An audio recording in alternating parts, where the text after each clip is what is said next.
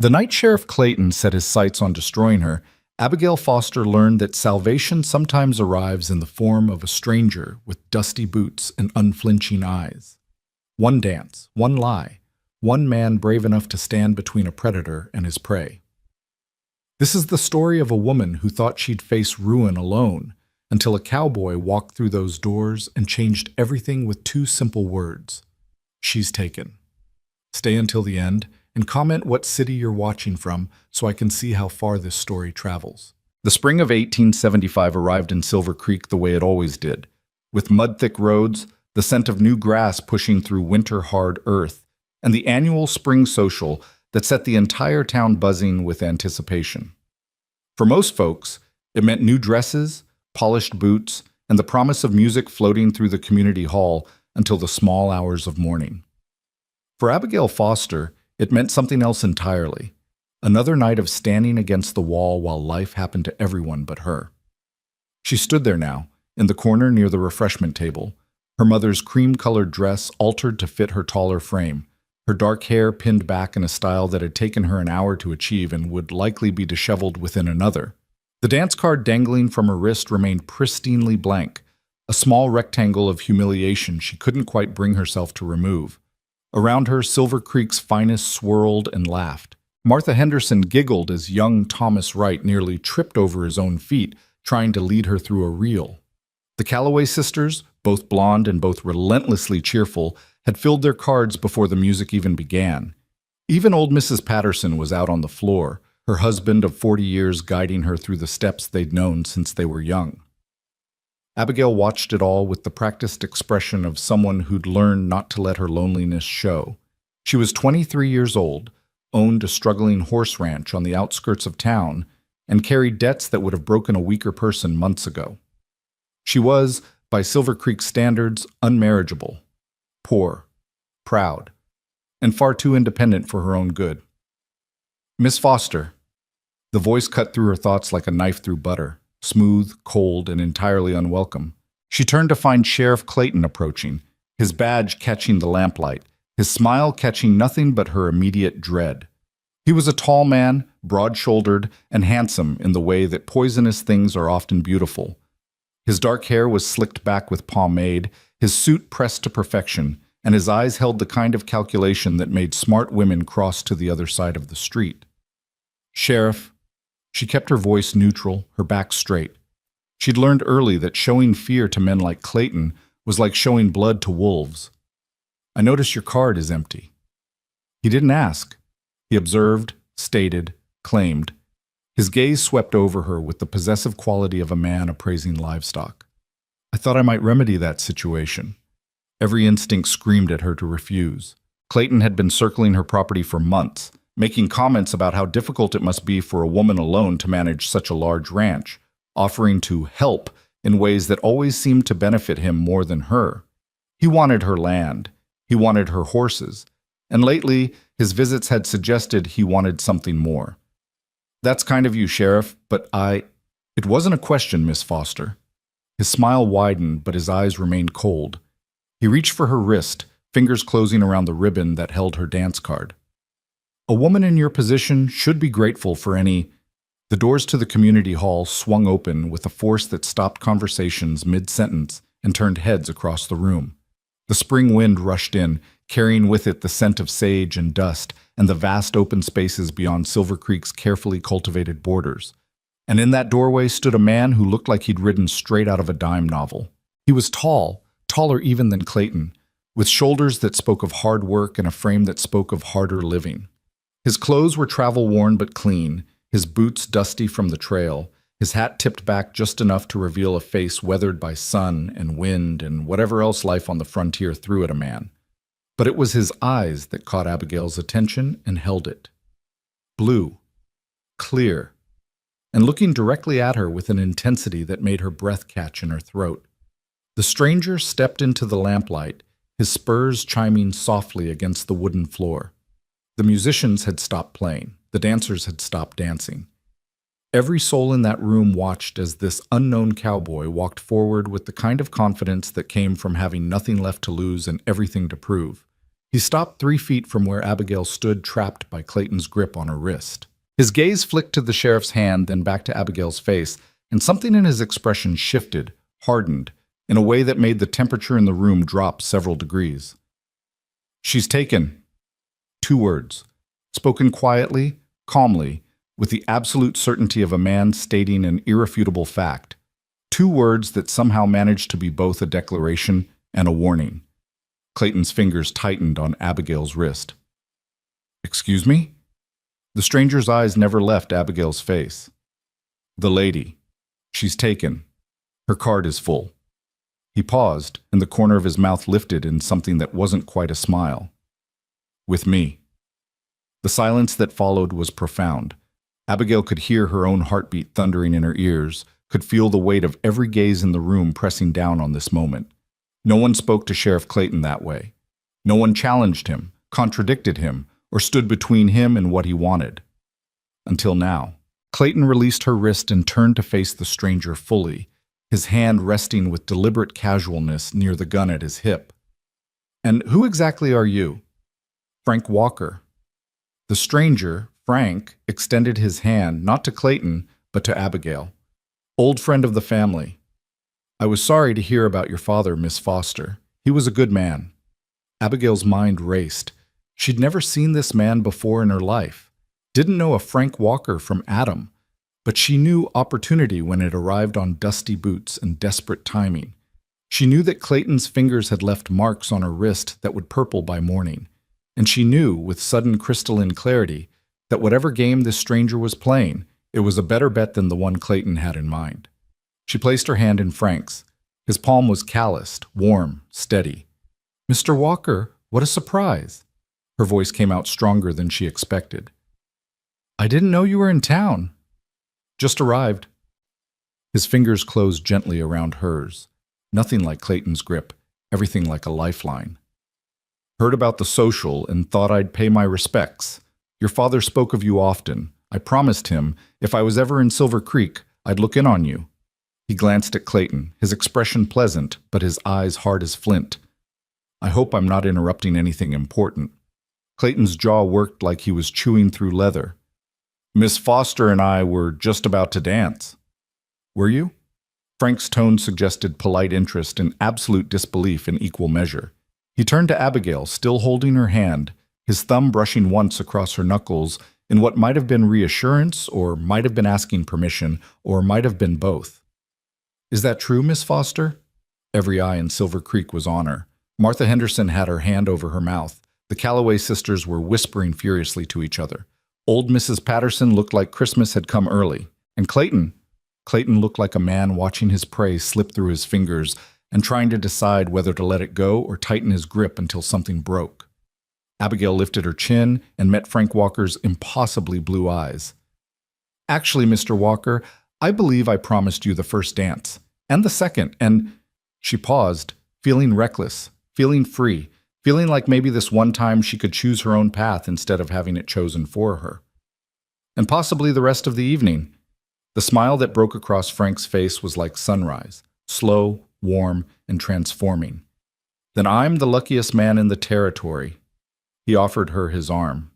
She took it, feeling the solid strength of him beneath the worn fabric of his shirt. Together they walked past Clayton, past the gaping townspeople, past every expectation and assumption that had ever been made about lonely Abigail Foster and her blank dance card. Behind them, Clayton's voice was low and dangerous. "I'll want to have a word with you later, Walker, about your business in Silver Creek." Frank didn't turn around, but his voice carried clearly across the room. "I'll be at the Foster Ranch. You know where to find me." Then they were in the center of the floor, and the musicians, bless them, were striking up a waltz, and Frank's hand was settling at her waist with a respect that Clayton had never shown, and Abigail was moving through the steps her mother had taught her years ago, and for the first time in longer than she could remember, she wasn't standing alone against the wall watching life happen to other people. "You're going to have to tell me," she whispered as they turned, "why you just lied to an entire room full of people and made an enemy of the most dangerous man in the county." Frank's hand tightened slightly at her waist, steadying her through a turn.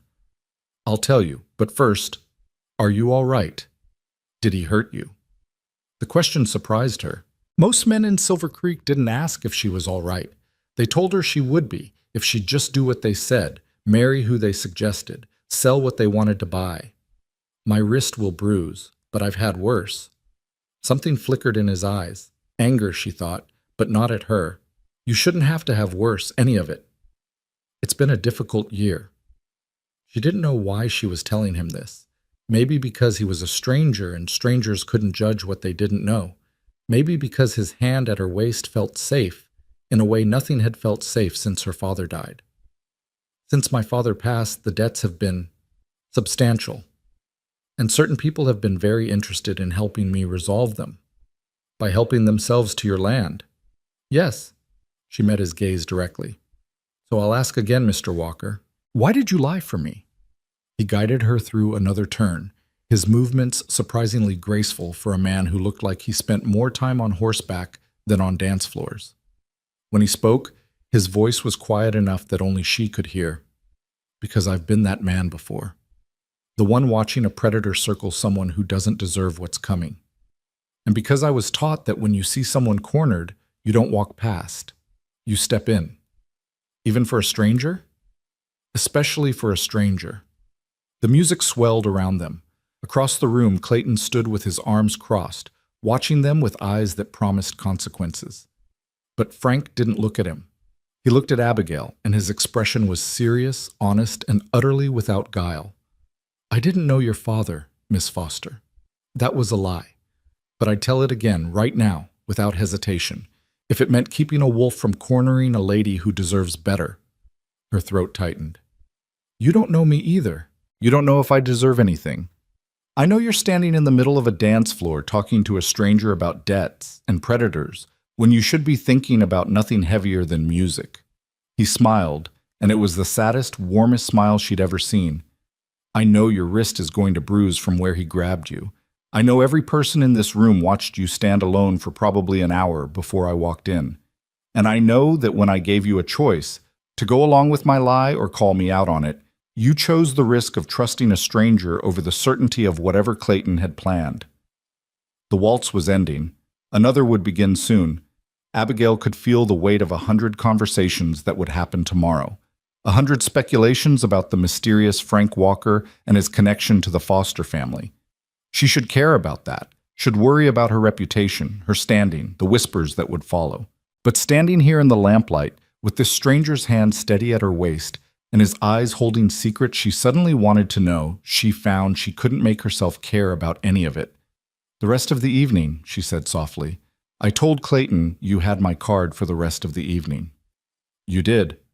Frank's thumb brushed her waist through the fabric of her dress, a touch so light she might have imagined it. Are you sure? Because I can walk out that door right now if you'd rather not be tied to whatever trouble I just caused. She should let him go, should thank him for the rescue and send him on his way before Clayton's suspicions turned into something more dangerous.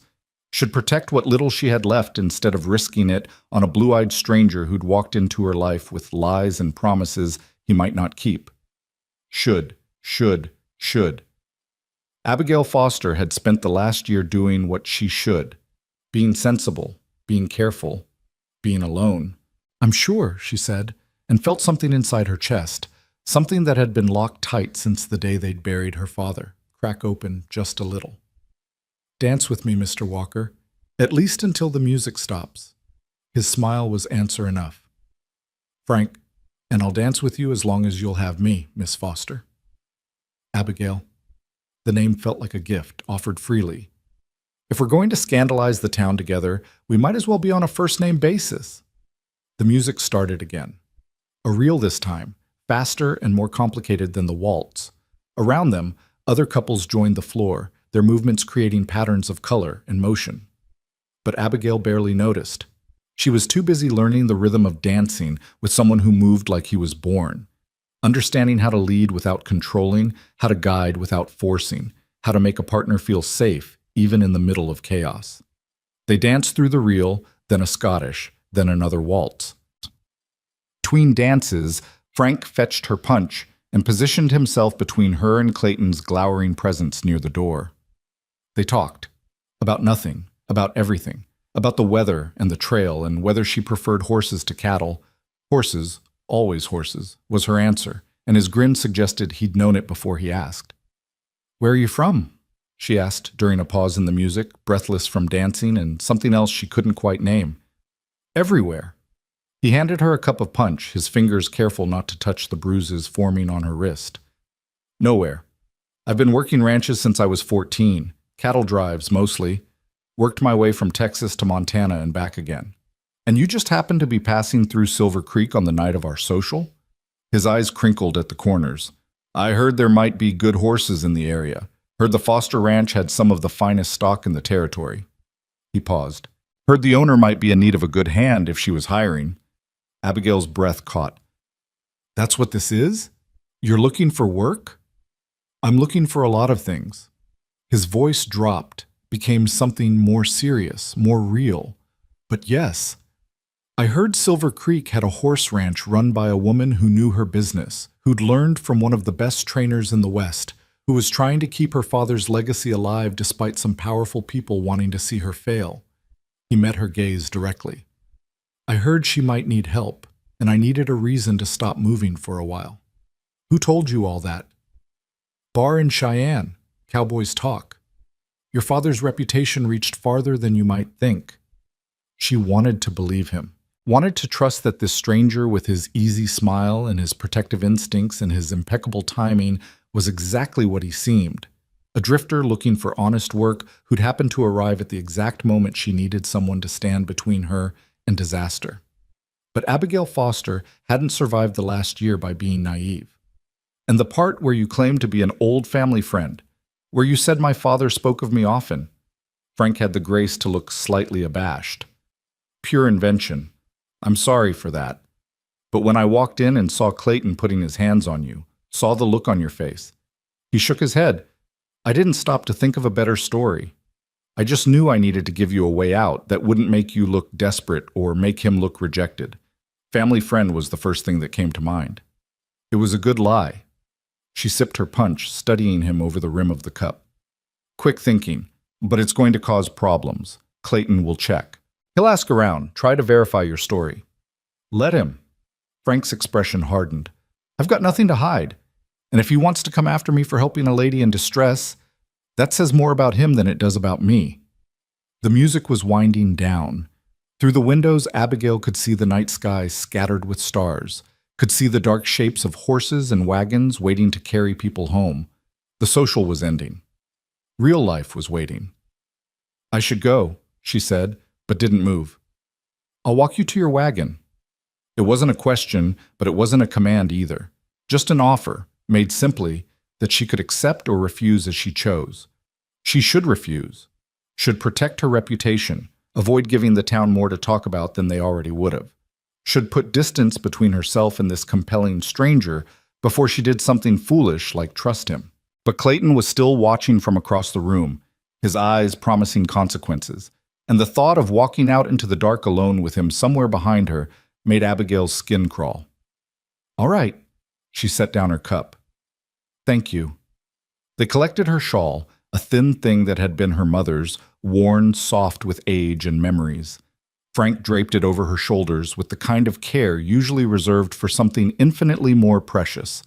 Together they walked out into the spring night, leaving behind the warm glow of the community hall and the weight of 100 speculating stares. Outside, the air was cool and clean, washed with the scent of prairie grass and distant pine. Abigail's wagon waited where she'd left it, her horse, a reliable bay mare named Duchess, dozing in the traces.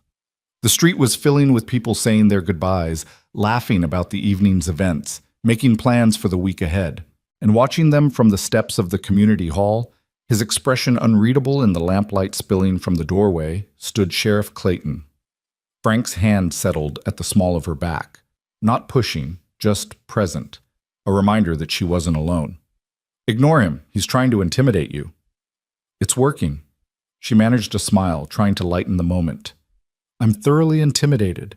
"No, you're not." His voice held conviction. "You're worried, which is smart, but you're not intimidated. If you were intimidated, you'd have danced with him tonight. You'd have given in. You didn't."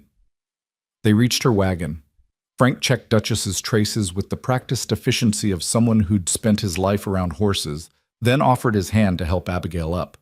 She took it, felt his strength steady her as she climbed onto the seat, felt his warmth even after he'd released her hand, and stepped back. "You said you'd be at the Foster Ranch," she said, gathering the reins, "when Clayton wanted to talk to you later. Did you mean that?" Frank tilted his head back, looking up at her with an expression she couldn't quite read. "Did you mean it when you said I had your card for the rest of the evening?" "Yes." The word came out before she could think better of it. "But the evening is over. Then maybe tomorrow could be the start of a new one." He rested his hand on the side of the wagon, casual, like he belonged there, like this moment was as natural as breathing. "I wasn't lying about looking for work, Abigail. If you're hiring, I'd like to be considered. And if you're not hiring—" He paused, his expression turning serious. "Clayton's not going to let tonight go. He's going to come after you, try to make you pay for the embarrassment. You shouldn't face that alone." Every practical bone in her body screamed that this was a terrible idea. She didn't know this man, didn't know if his story was true or invented, didn't know if his intentions were honorable or if he was just another vulture circling her struggling ranch with his own agenda.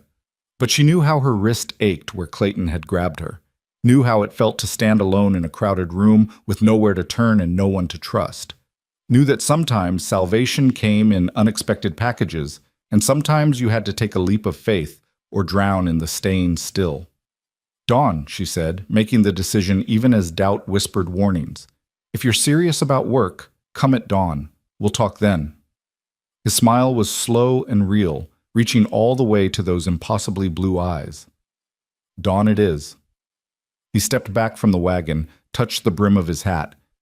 "Get home safe, Abigail Foster, and lock your doors tonight." "Because of Clayton?" "Because the world's full of wolves." His expression turned grim. "And not all of them wear badges."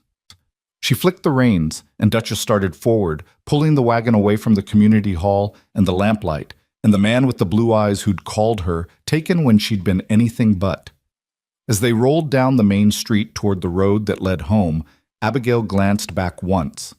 Frank Walker stood where she'd left him, a dark silhouette against the lights of town, watching her go. And on the steps of the community hall, also watching, stood Sheriff Clayton. The ride home was 3 miles of darkness and stars and thoughts that tumbled over each other like creek water over stones.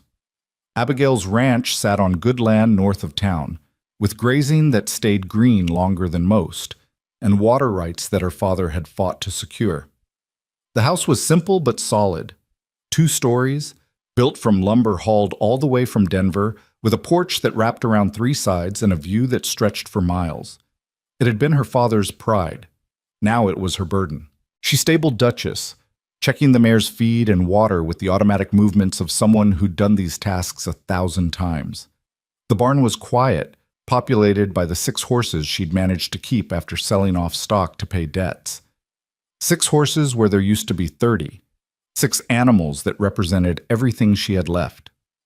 In the house, she lit a lamp and stood in the kitchen. Her mother had loved, looking at the stack of papers on the table that represented her father's legacy, debts, liens, notices from the bank. Sheriff Clayton had offered to help with those debts, offered to marry her, take over the ranch, solve all her problems. All she had to do was give up everything her father had built and make herself property of a man who looked at her like she was already his. "No," the word echoed in the empty kitchen.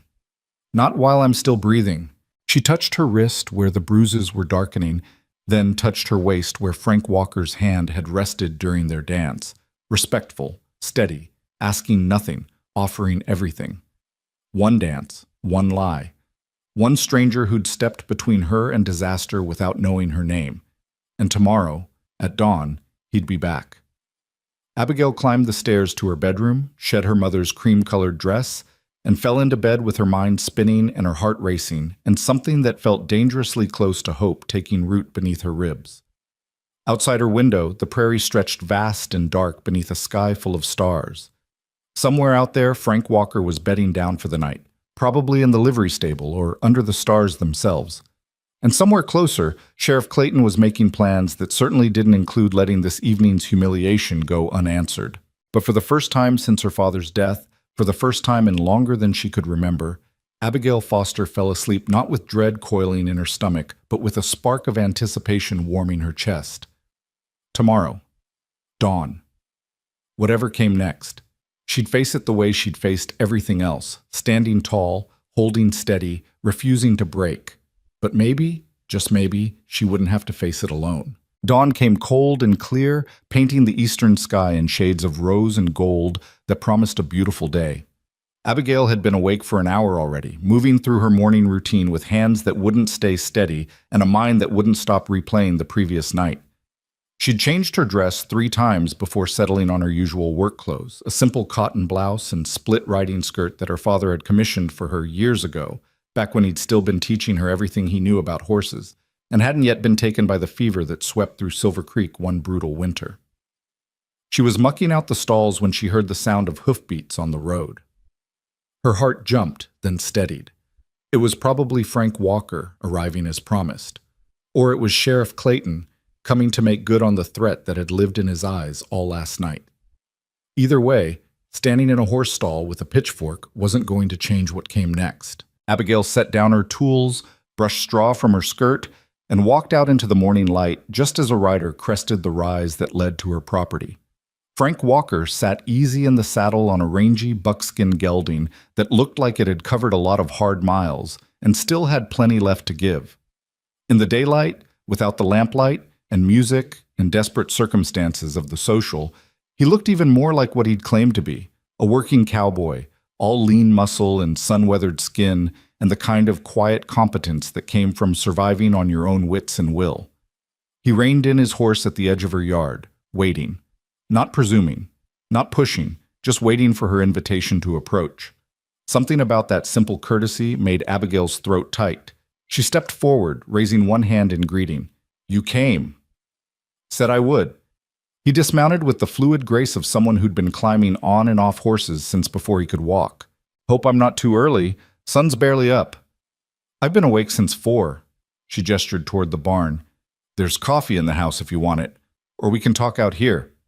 Frank glanced toward the house, then back at the barn, his gaze taking in the neat fencing, the well-maintained structures, the evidence of someone who knew how to run a ranch and took pride in doing it right. "Out here's fine, unless you'd rather—" "Out here." She cut him off gently. Having him in her house felt too intimate, too presumptuous for whatever this was. The barn was neutral ground. "Let me show you around." She led him through the property, pointing out the 6 horses that remained, explaining their bloodlines and their quirks and their potential. Frank listened with the attention of someone who actually cared about what he was hearing, asking questions that proved he knew horseflesh, nodding at her explanations, occasionally moving closer to examine a particular animal's conformation or temperament.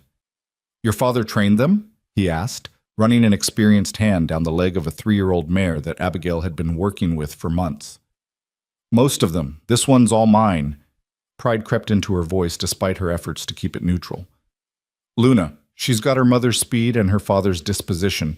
Should be worth good money if I can finish her training." "If?" Frank straightened, his blue eyes sharp. "You sound like you're not sure you'll get the chance." Abigail's jaw tightened. "The bank wants payment by September. I've got 4 months to come up with more money than I've seen in 2 years. These horses are my best shot, but they're not ready yet. And training takes time I might not have." "What about selling the land?" "To who? Clayton?" The name came out bitter. "He's made it clear he's interested, but his offer is half what this place is worth, and it comes with conditions I won't accept." Frank's expression darkened. "Let me guess. Marriage." "Among other things." She moved away from Luna, uncomfortable with the turn in conversation. "Look, Mr. Walker." "Frank." "Frank." The name still felt strange on her tongue, too familiar for someone she'd just met. "I appreciate what you did last night, truly. But if you're here because you feel some kind of obligation or because you think I'm some damsel who needs rescuing, you can turn that horse around and ride back to wherever you came from. I've been managing on my own for nearly a year, and I'll keep managing until what?" His voice was quiet but held an edge. Until Clayton finds a legal way to take this place? Until you work yourself into the ground trying to do the work of 3 men alone? Until something happens that you can't handle by yourself and there's no one here to help? That's my business. It became my business the moment I stepped between you and him. Frank moved closer, not crowding but present, demanding her attention. You think Clayton's going to let last night go? You embarrassed him in front of the whole town. Men like that don't forgive. They get even. I know that. Her hands clenched at her sides. Why do you think I've been awake since 4? I know exactly what's coming. I just don't know when. Then let me help. The intensity in his voice made her look up, meet those impossibly blue eyes that seemed to see right through her defenses. I wasn't lying about needing work. I've been on the trail for 3 years, moving from place to place, never staying long enough to call anywhere home. I'm tired of it. Tired of running. He paused, something vulnerable flickering across his face before his expression settled back into determination. I want to stop moving. Want to put down roots somewhere that matters. Your ranch, what you're trying to do here, it matters. Let me help you save it. Every instinct of self-preservation screamed at her to refuse. She didn't know this man, didn't know what he was running from or why he'd really chosen her ranch out of all the places he could have stopped. Didn't know if his offer came from genuine desire to help or from some ulterior motive she couldn't see yet. But she also didn't know how she was going to train 6 horses, maintain a ranch, keep the bank satisfied, and fend off Clayton's increasingly aggressive attempts to force her hand. Didn't know how much longer she could keep going alone before something broke, the ranch or her. I can't pay much. The words came out before she could stop them, before caution could override desperation. Room and board, and a small wage. That's all I can offer until I sell some stock. Frank's smile was slow and genuine. Room and board's more than I've had in months. The wage can wait until you're back on your feet. That's not fair to you. Fair would be Clayton backing off and the bank giving you time to breathe. Fair would be this town recognizing that you're doing something remarkable here and supporting you instead of circling like vultures. His voice gentled. I'm not looking for fair, Abigail. I'm looking for purpose, for work that means something, for a reason to stay in one place long enough to remember what that feels like. She wanted to ask what he was running from, wanted to demand references, verify his story, protect herself from making a mistake that could cost her everything. But time was a luxury she didn't have, and pride was a burden she couldn't afford. 2 weeks. She held up her hand before he could respond. 2 weeks trial. You work, I'll watch. If it doesn't work out, you ride away, no hard feelings. If it does, she let the sentence hang, not ready to commit to anything beyond the immediate future. 2 weeks. Frank extended his hand. You won't regret this. She took his hand, felt the calluses that proved his claims of hard work, felt the steady grip that spoke of reliability and strength. I hope not. Because if I do, it won't just be my ranch that suffers. It'll be my pride, my judgment, and possibly my life if Clayton decides to make this personal. Then we'll make sure he doesn't get the chance. Frank released her hand but held her gaze. Where do you want me to start? They worked through the morning side by side, Frank proving with every action that he knew his way around a ranch. He fixed the gate that had been sticking for weeks, reinforced the fence line in the north pasture, and handled the horses with the kind of easy confidence that came from years of experience. They didn't talk much, just the necessary communication of people working toward a common goal. But the silence was comfortable, companionable, nothing like the heavy solitude that had weighed on Abigail for months. Around noon, she called a break, and they settled on the porch with cold chicken and bread left from yesterday's baking. Frank ate with the focused efficiency of someone who'd learned not to take meals for granted, while Abigail found herself studying him when she thought he wasn't looking, the way his hands moved, the set of his shoulders, the small scar above his left eyebrow that she wondered about but didn't ask. You're good with the horses, she said finally, breaking the silence. Better than most hands I've seen. Frank swallowed, reached for his water. Learned young. My father worked cattle, but my uncle trained horses. Spent summers with him growing up, learning everything he'd teach me. A shadow crossed his face. That was a long time ago. What happened? Life. The word was flat, final. People move on, die, disappear. You learn not to hold on too tight to anything. Abigail recognized the walls going up, the shutters closing over whatever pain lived behind that statement. She recognized it because she'd built similar walls herself. Is that why you keep moving? Because you're afraid of holding on? His eyes met hers, and for a moment she saw something raw and honest beneath the surface calm. Maybe. Or maybe I just hadn't found anything worth staying for yet. The air between them shifted, became charged with something neither of them seemed ready to name. Abigail looked away first, focusing on the horizon where the prairie grass rippled in the breeze like waves on some vast golden ocean. Don't make promises you can't keep, Frank Walker. I've had enough of those to last a lifetime. I'm not promising forever. His voice was quiet, steady. I'm just saying that right now, today, this place feels more like home than anywhere I've been in 3 years. And if you'll let me, I'd like to help you keep it. Before she could respond, the sound of approaching horses drew their attention. 3 riders crested the rise. Sheriff Clayton, flanked by 2 of his deputies, all mounted on horses that were too fine for simple law work, and spoke of Clayton's tendency to confiscate evidence that never quite made it back to its rightful owners. Abigail stood slowly, her meal forgotten. Frank rose beside her, his movements unhurried, but his body positioned slightly in front of hers, blocking, protecting. Clayton reined in his horse at the edge of the yard, his expression pleasant in the way that poisonous snakes are pleasant right before they strike. Miss Foster, Mr. Walker, beautiful day for ranch work. Sheriff, Abigail kept her voice level. What brings you out here? Just doing my duty. Clayton's gaze moved over Frank with the kind of assessment that cataloged weaknesses and calculated odds. Making sure our new arrival is who he claims to be. Can't be too careful these days. A lot of unsavory characters drifting through, looking for opportunities. Is that right?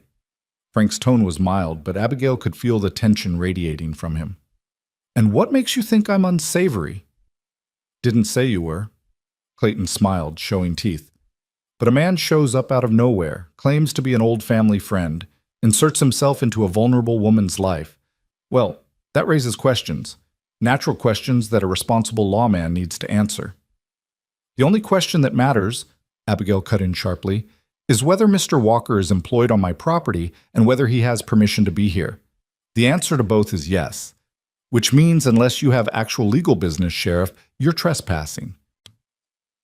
One of the deputies, young Jimmy Watts, who'd been sweet on the youngest Calloway sister since they were children, had the grace to look uncomfortable. But Clayton just laughed, a sound devoid of genuine humor. Spirited. That's what I've always admired about you, Abigail. That fire. His expression hardened. But fire burns, and sometimes it burns the very thing it's trying to protect. Is that a threat? Frank's voice dropped to something dangerous. It's advice. Clayton's hand rested on his gun belt, casual but deliberate. From someone who has Miss Foster's best interests at heart, which is more than I can say for drifters who show up spinning tales and taking advantage of her unfortunate situation. The only person taking advantage, Frank started, but Abigail cut him off with a hand on his arm. I appreciate your concern, Sheriff, she said, her voice cold enough to frost glass. But as you can see, I'm perfectly fine. Mr. Walker is an employee, here legally and by my invitation. If that changes, you'll be the first to know. Until then, I'll thank you to respect my property and my choices. Clayton's eyes narrowed, his gaze moving between them, calculating. Your father would be disappointed to see you making such poor decisions. The words hit like a physical blow. Abigail felt Frank tense beside her, felt her own anger surge white-hot behind her ribs. But she kept her voice steady, kept her spine straight, kept her eyes locked on Clayton's with all the defiance she could muster. My father taught me to judge people by their actions, not their badges. He taught me to stand my ground when bullies tried to push me around. And he taught me that the measure of a person isn't what they threaten, but what they protect. She took a step forward off the porch, closing the distance until she stood at Clayton's stirrup, looking up at him with fire in her eyes. So tell me, Sheriff, what are you protecting here? My interests? Or your own? For a moment, something ugly flickered across Clayton's face. Rage, frustration, wounded pride. Then his expression smoothed into professional neutrality, but his eyes remained cold. I'm protecting this town from strangers with unknown pasts who might not be what they seem. I'm protecting a woman who might not realize she's in danger until it's too late. He gathered his reins. But if you want to learn that lesson the hard way, Miss Foster, that's your choice. Just remember, I tried to warn you. He wheeled his horse and rode off, his deputies following. They watched until the three riders disappeared over the rise, leaving nothing but dust and the weight of unspoken threats hanging in the air. Frank let out a long breath. Well, that went about as well as expected. He's not going to let this go. Abigail's hands were shaking now that the confrontation was over. He'll find a way to cause trouble for both of us. Let him try. Frank turned to face her fully. Abigail, I need you to understand something. Whatever's coming, and something is definitely coming, you're not facing it alone anymore. Not as long as I'm here. You barely know me. I know enough. His expression was fierce, protective in a way that made her chest tight. I know you stood up to a man with a badge and a gun and didn't back down. I know you're fighting to keep something your father built, even though the odds are stacked against you. I know you're stronger than half the men I've worked with and braver than most. He paused. And I know that if I walk away now, Clayton will crush you. And I can't, I won't let that happen. Why? The question burst from her before she could contain it. Why do you care? You don't owe me anything. You could ride out of here today and never look back. Why risk Clayton's anger? Why risk whatever trouble is clearly following you? Why stay? Frank was quiet for a long moment, his gaze distant, seeing something she couldn't. When he finally spoke, his voice was rough with emotion. He didn't try to hide. 3 years ago, I watched a man die because I wasn't brave enough to step in when it mattered. Watched him get beaten by men who thought they were above the law, thought they could do whatever they wanted because they had badges and authority and no one to answer to. His hands clenched at his sides. I was just a ranch hand, young, scared, convinced that getting involved would only make things worse. So I stood there, did nothing, and he died. Abigail's breath caught. Frank, I've been running ever since, moving from place to place, never staying long enough to get attached, never letting myself care enough to be vulnerable again. Because caring meant risk. And risk meant possibly failing again, possibly standing by while something terrible happened because I was too afraid to act. He met her eyes, and she saw the weight of guilt and regret and determination burning there. Last night, when I walked into that hall and saw Clayton putting his hands on you, saw the fear in your eyes, I knew I had a choice. I could walk past, keep running, stay safe, or I could step in, risk everything, and maybe, finally, do the right thing. You did do the right thing. I did what I should have done 3 years ago. His voice softened. And standing here now, working beside you, feeling like maybe I'm finally part of something that matters. It's not about obligation, Abigail. It's about redemption. It's about proving to myself that I'm not the coward who stood by and did nothing. It's about finding a place worth fighting for and a person worth protecting and saying, enough. No more running, no more hiding, just standing firm and facing whatever comes. The silence that followed was profound. Abigail felt tears prick her eyes. For his pain, for his courage, for the terrible honesty of his confession. I'm not a redemption project, she said finally, her voice barely above a whisper. No. Frank smiled, sad and genuine. You're a woman trying to save her father's legacy. And I'm a man trying to save his soul. Maybe we can help each other. She should have said no. Should have recognized the danger in tying her fate to someone running from demons she didn't understand. Should have protected herself, her ranch, her heart from the risk of trusting someone who'd already admitted to being broken. But standing there in the afternoon sun, with Clayton's threats still ringing in her ears and Frank's confession still echoing in her heart, Abigail made a different choice. All right, she said, then let's save them both. The rest of the day passed in purposeful work. They moved through tasks with the efficiency of people who'd found a rhythm, anticipating each other's needs, communicating with gestures and glances more than words. By the time the sun started its descent toward the western horizon, they'd accomplished more than Abigail had managed alone in a week. You should stay for dinner, she said, as Frank prepared to ride back to town. The words came out awkward, uncertain. It's not much, just stew and bread, but it's the least I can offer after everything you did today. Frank hesitated, clearly torn between acceptance and propriety. I don't want to compromise your reputation. My reputation was compromised the moment you claimed me at that dance. She managed a tired smile. Besides, we're business partners now. Employer and employee, nothing improper about a working meal. They both knew it was more than that. Knew that whatever was growing between them wasn't simple or safe or easily defined. But Frank nodded, tethered his horse, and followed her into the house. The kitchen was warm and welcoming, filled with the scent of simmering stew and fresh bread. Abigail moved through the space with practiced ease, setting out bowls and spoons, pouring water, trying not to notice how Frank's presence filled the room in a way that had nothing to do with his physical size and everything to do with the way he made her feel, seen, valued, protected. They ate at the table where her father used to sit, where her mother had served countless meals, where decisions about the ranch and the future had been made for as long as Abigail could remember. It should have felt strange having Frank Walker there, this near stranger who'd inserted himself into her life with lies and promises, but instead it felt right in a way that terrified her. "Tell me about your father," Frank said, breaking the comfortable silence. "What was he like?" Abigail set down her spoon, considering. Strong, stubborn. He loved this land more than anything except my mother, and when she died, he poured all that love into the ranch and into teaching me everything he knew. Her throat tightened. He wanted me to marry, wanted grandchildren, wanted what most fathers want, but he also wanted me to be able to stand on my own. Said the world was hard on women, and the only way to survive was to be harder than the world. Sounds like a wise man. He was, until the fever took him. She blinked against the tears that always threatened when she talked about her father. After he died, everything fell apart. The debts he'd hidden to protect me. The enemies he'd made standing up for what was right. The vultures who saw his death as an opportunity. Her hands clenched around her spoon. Clayton started circling before my father was even cold in the ground. Frank reached across the table, his hand covering hers. The touch was gentle, grounding.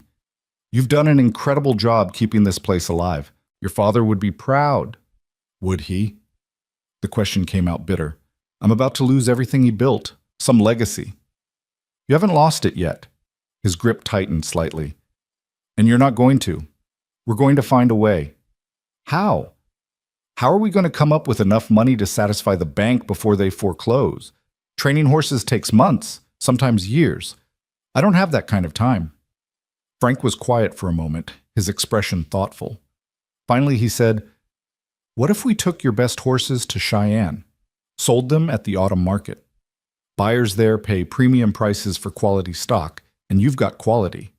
Abigail had considered it before, dismissed it as too risky. That's a 3-week journey each way, 6 weeks away from the ranch, leaving everything vulnerable. And even if we made it there and back safely, there's no guarantee we'd get the prices we need. It's a risk, Frank admitted, but it might be your best option. Better than waiting for Clayton to find a legal way to take this place. Better than working yourself to death trying to do everything alone. And who would run the ranch while we're gone? Who'd protect it from Clayton or anyone else who might decide an empty property is ripe for the taking? We'd need help, someone trustworthy to stay behind, keep an eye on things. Abigail laughed, the sound hollow. Because I have so many trustworthy friends in Silver Creek who'd risk Clayton's anger to help me. Then we find someone from outside town. We hire extra hands, people who don't have a stake in whatever game Clayton's playing. Frank leaned forward, his eyes intense. Abigail, I know it sounds impossible, but impossible is better than inevitable. Right now, losing this ranch feels inevitable. At least this way we're fighting back. She wanted to believe him, wanted to think that hope and hard work and a well-timed trip to Cheyenne could solve everything. But years of disappointment had taught her to be cautious, to protect herself from the pain of failed dreams. I'll think about it, she said finally. That's all I can promise right now. That's enough. Frank squeezed her hand once more before releasing it. Now, tell me about these horses we'd be taking. What makes them special? They talked long into the evening, the conversation flowing from horses to ranching to stories about their pasts that felt safe to share. Frank spoke of cattle drives and dusty trails, of cowboys he'd worked with and places he'd seen. Abigail shared memories of her father's teachings, her mother's quiet strength, the dreams she'd had before responsibility and debt had narrowed her world to simple survival. When Frank finally rose to leave, the moon was high and the night was cool with the promise of stars. He paused at the door, his hat in his hands, his expression serious. "Thank you," he said quietly, "for taking a chance on a stranger, for trusting me enough to share your table and your story, for letting me be part of this, even for just 2 weeks." "Thank you," Abigail countered, "for stepping between me and Clayton, for offering help when I needed it most, for giving me something I haven't had in a long time." "What's that?" "Hope." The word came out soft, vulnerable, true. "You gave me hope." Frank's smile was gentle, understanding.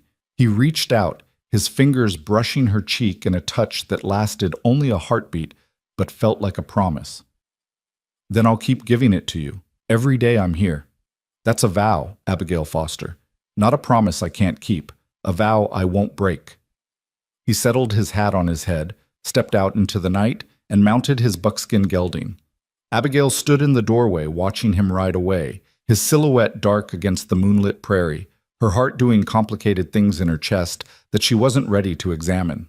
Behind her, the house stood solid and familiar, filled with memories of people she'd loved and lost. Ahead of her, the future stretched uncertain and dangerous, filled with threats from Clayton and the bank, and the simple, brutal reality of trying to save something that might already be past saving. But for the first time in longer than she could remember, Abigail didn't feel alone in facing it. She touched her cheek where Frank's fingers had brushed, then locked the door and climbed the stairs to bed. Tomorrow would bring new challenges, new work, new reasons to doubt and fear and question every decision she'd made. But tonight she'd fall asleep with Frank Walker's vow echoing in her mind and hope warming her chest like a candle flame in the darkness. Small, flickering, fragile, but burning nonetheless. The days that followed settled into a rhythm that felt almost normal. If normal could include the constant awareness of Sheriff Clayton's scrutiny and the weight of an impossible deadline hanging over everything they did. Frank arrived each morning as the sun crested the horizon, his buckskin gelding picking its way up the road with the ease of familiarity, and he worked beside Abigail until darkness made continuing dangerous. They fixed fences that had sagged under winter's weight, cleared the irrigation ditches that fed the southern pastures, and spent long hours in the corral working with the horses that represented Abigail's last hope of salvation. It was during these sessions that Abigail began to truly understand what Frank brought to her ranch beyond simple labor. He had a gift with horses that went beyond training into something closer to communication. She watched him work with Luna, the 3-year-old mare she'd been struggling to saddle break for months, and saw the young horse respond to him with a trust she'd never shown Abigail. Frank moved slowly, spoke softly, never forced or rushed, and somehow convinced Luna that the saddle wasn't a threat, but an invitation to partnership. "How do you do that?" Abigail asked on the 5th morning, leaning against the corral fence as Frank guided Luna through her paces, the mare finally accepting the weight of a rider without the panic that had marked every previous attempt. Frank glanced over, his hands steady on the reins, his seat relaxed in the saddle. "Do what?" "Make it look easy. I've been working with her for 3 months, and she's never been this calm." He brought Luna to a halt, patted her neck with obvious affection. "You were trying to break her will. I'm trying to earn her trust. There's a difference." He dismounted, ran his hand down Luna's shoulder. "Horses are like people. You can force them to do what you want through fear and dominance.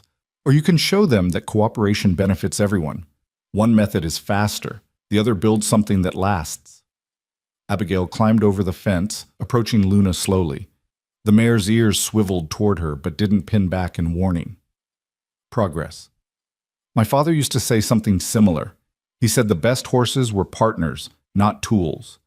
Your father was right." Frank handed her the reins. "Try her now. But remember, you're not fighting her. You're dancing with her." The next hour was a revelation. With Frank's guidance, Abigail discovered that Luna's resistance hadn't been stubbornness but fear. and that fear dissolved when approached with patience instead of frustration. By the time they finished, both woman and horse were tired but triumphant, and Abigail felt something shift inside her chest, a loosening of the knot of anxiety that had lived there since her father's death, a glimpse of possibility where there had been only dread. "Thank you," she said as they led Luna back to her stall. "Not just for this, but for everything. For staying, for helping, for—" She hesitated, then forced the words out. "For not making me feel foolish for needing help." Frank stopped walking, turned to face her fully. Dust motes danced in the shaft of sunlight that fell through the barn's open door, and his eyes were impossibly blue in the golden light. "Asking for help isn't weakness, Abigail. It's wisdom. It's knowing that some loads are too heavy to carry alone, and that there's no shame in sharing the weight." His voice dropped, became something more intimate. "And for what it's worth, you've helped me too. Given me a reason to stop running. A place that feels like it could become home if I let it." The air between them grew charged with awareness, with possibility, with all the things they hadn't said but both felt growing stronger. Each day they worked side by side. Abigail's heart hammered against her ribs, and she found herself leaning slightly toward him, drawn by something she couldn't name and wasn't sure she wanted to resist. Then Luna snorted, breaking the moment, and they both laughed, awkward, relieved, still circling whatever was building between them, but not yet ready to name it aloud. The spell was broken further by the sound of hoofbeats approaching fast. Frank's expression shifted instantly from warm to wary, his body positioning itself between Abigail and the barn door. But the rider who appeared wasn't Clayton or his deputies. It was Tommy Chen, the 16-year-old son of Silver Creek's doctor, his young face flushed with exertion and excitement. "Miss Foster!" He reined in his horse so abruptly the animal nearly sat back on its haunches. "Miss Foster, you need to come quick. There's trouble in town." Abigail's stomach dropped. "What kind of trouble?" "Sheriff Clayton arrested Sam Miller on horse theft charges. Says Sam stole one of the horses from the Henderson Ranch last week, and he's got proof." Tommy's words tumbled over each other in his haste.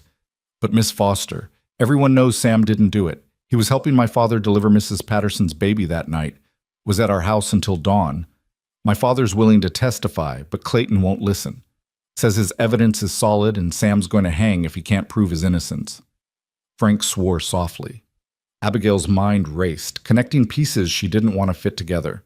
Sam Miller was a farmhand who worked for several families around Silver Creek, a quiet man in his 30s who'd never caused trouble and had a wife and 2 young children depending on his wages. He was also one of the few people in town who'd spoken kindly to Abigail after her father's death, who'd helped her with heavy work when he had time and never asked for more than fair payment. "What's the evidence?" Frank asked, his voice tight with controlled anger. "A witness says they saw Sam near the Henderson place that night, and Clayton says he found stolen tack in Sam's barn with Henderson's mark on it." Tommy looked between them, his young face troubled. "But, Miss Foster, Sam's barn door doesn't even lock. Anyone could have put that tack there. And the witness?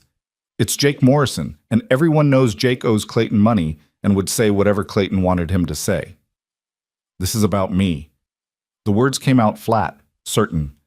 Abigail looked at Frank, saw the same realization in his eyes. "Clayton's making an example, showing what happens to people who help me, who stand with me against him." Frank's jaw clenched. "He's using the law as a weapon. That's what men like him do." Abigail was already moving, heading for the barn to saddle Duchess. "Tommy, ride ahead and tell your father we're coming. Tell him not to let anyone move Sam until we get there." "Yes, ma'am." The boy wheeled his horse and took off at a gallop, leaving dust and urgency in his wake. Frank caught Abigail's arm as she reached for her saddle. This could be a trap. Clayton might be expecting exactly this. You riding into town, getting involved, giving him an excuse to come after you next. "I know." She pulled free gently but firmly. "But Sam helped me when he didn't have to. His children played with me when I was young and he was just starting out. I can't let him hang for a crime he didn't commit just because helping me made him a target." "Then we both go." Frank was already saddling his buckskin. "And we're careful. No confrontations, no accusations we can't prove. We play this smart." They rode hard toward Silver Creek, the afternoon sun beating down on their backs, both of them silent with their own thoughts. Abigail's mind churned through possibilities, searching for a way to help Sam that wouldn't make things worse. Clayton held all the power in this situation, the badge, the authority, the willingness to bend the law to suit his purposes. What did she have? Nothing but the truth. And truth had a way of mattering less than people wanted to believe when power and politics were involved. Silver Creek appeared on the horizon, its buildings sharp against the pale sky. They slowed their horses as they entered the main street, drawing curious stares from townspeople who'd clearly heard about Sam's arrest and were lingering to see what would happen next. The sheriff's office sat at the far end of the street, its windows reflecting the afternoon light like closed eyes. Dr. Chen met them on the wooden sidewalk outside, his weathered face drawn with worry. He was a small man, older than Abigail's father would have been, with the gentle hands of a healer and the tired eyes of someone who'd seen too much suffering. "Miss Foster, Mr. Walker, thank you for coming. How is Sam?" Abigail dismounted, tying Duchess to the hitching post. "Scared. His wife is inside with him now, but Clayton's only giving her a few minutes." Dr. Chen glanced at the office door. "I've told Clayton I'll testify that Sam was with me that night, but he says witness testimony isn't enough to override physical evidence and an eyewitness account. The evidence he conveniently found and the witness who conveniently owes him favors." Frank's voice was cold. "That's not justice. That's corruption." "Careful, Mr. Walker." Dr. Chen's tone held warning. "Clayton has friends on the territorial judge's circuit. Speaking against him without proof won't help Sam. It'll just make you the next target." "I'm already a target." Frank looked at Abigail. "We both are. This is just Clayton's way of tightening the noose." The office door opened and Sam's wife emerged, her face streaked with tears, her 2 children clinging to her skirts. She was younger than Abigail, barely 25, with the worn look of someone who'd married for love and found hardship instead. When she saw Abigail, something broke in her expression. Hope and desperation tangled together. "Miss Foster, please. Sam didn't do this. You know he didn't. He's a good man, a good father. We can't—" Her voice cracked. "We can't lose him. Please." Abigail took the woman's hands, felt them trembling. "I know, Martha. I know Sam didn't do this, and we're going to prove it." "How?" The question came out raw, hopeless. "Clayton has evidence, has a witness, has the law on his side. What do we have?" "The truth." The word sounded hollow even to Abigail's own ears, but she forced conviction into her voice. "And people willing to fight for it." Martha's eyes filled with fresh tears. She squeezed Abigail's hands once, hard, then gathered her children and hurried away, probably heading home to wait for news that might never come or might come in the worst possible form. Frank touched Abigail's shoulder. "We need to see Sam, talk to him, understand exactly what happened." "Clayton won't let us." Abigail stared at the office door, at the barrier between them and the truth. "Not without cause." "Then we give him cause." Frank straightened his shoulders, settled his hat more firmly on his head. "I'll tell him I'm concerned about the safety of Miss Foster's property, given that there's a horse thief operating in the area, that I want to know what precautions law-abiding citizens should take. He'll see right through that. Probably. But he'll let us in anyway, because turning us away would look like he's hiding something. And Clayton's smart enough to know that appearances matter." Frank's expression hardened. "He wants to intimidate us." "Fine. Let's give him a chance to try." They entered the sheriff's office together, stepping from bright afternoon sunlight into the dim interior that smelled of old coffee, leather, and the stale sweat of fear. Clayton sat behind his desk, looking entirely too satisfied with himself, while one of his deputies, the older one, Marcus Webb, who had a reputation for being Clayton's most loyal enforcer, lounged against the wall cleaning his nails with a knife. Clayton's eyebrows rose when he saw them. "Well, Miss Foster and her faithful employee, to what do I owe the pleasure?" "We heard about Sam Miller's arrest." Abigail kept her voice neutral, professional. "Given that I run a horse ranch, I'm concerned about this horse thief you've apparently caught. I'd like to know the details so I can protect my property." "How civic-minded of you." Clayton leaned back in his chair, his smile sharp. Though I'd think your new hired hand would be protection enough. Unless, of course, he's not as trustworthy as you believe. Frank's voice was carefully controlled. I'm trustworthy enough to tell Miss Foster when something doesn't add up, like a horse theft conviction based on evidence that appeared conveniently after the accused was targeted. Targeted? Clayton's tone turned dangerous. That's a serious accusation, Walker. You suggesting I planted evidence? I'm suggesting that evidence needs to be verifiable, that witnesses need to be credible, and that in my experience, when everything lines up too perfectly, it's usually because someone arranged it that way. The tension in the room ratcheted up several notches. Deputy Webb stopped cleaning his nails, his hand moving to rest on his gun. Abigail stepped slightly forward, putting herself between Frank and whatever violence might be brewing. Sheriff, all we're asking is to understand the facts. Sam Miller has worked for half the families in this county. His reputation is solid. If he's guilty, the evidence will prove it fairly. But if there's any chance he's innocent, don't you think he deserves a thorough investigation rather than a rush to judgment? Clayton stood slowly. His height and bulk meant to intimidate. You know what your problem is, Miss Foster? You think being your father's daughter gives you the right to question how I do my job. You think that ranch of yours, that failing, debt-ridden piece of property you're about to lose, somehow makes you important enough to challenge a duly appointed officer of the law. He moved around the desk, each step deliberate. But here's the truth. Your father's dead. His influence died with him. And that ranch? It'll be under new ownership before summer's over. So maybe instead of worrying about horse thieves and investigations, you should worry about your own situation. Is that why you arrested Sam? The words burst from Abigail before caution could stop them. To remind me how powerless I am? To show everyone in Silver Creek what happens to people who help me? I arrested Sam Miller because he's a horse thief. Clayton's voice dropped to something cold and final. And if you continue to interfere with my investigation, I'll have grounds to arrest you for obstruction of justice. Is that what you want? To sit in a cell next to your friend while your precious ranch sits empty and vulnerable? Frank moved then, his body language shifting from controlled to dangerous in an instant. You threaten her again, badge or no badge, and we're going to have a problem that has nothing to do with the law. Webb pushed off the wall, his hand closing around his gun. The air crackled with the potential for violence, for everything to spiral out of control in ways that would help no one and hurt everyone. Enough!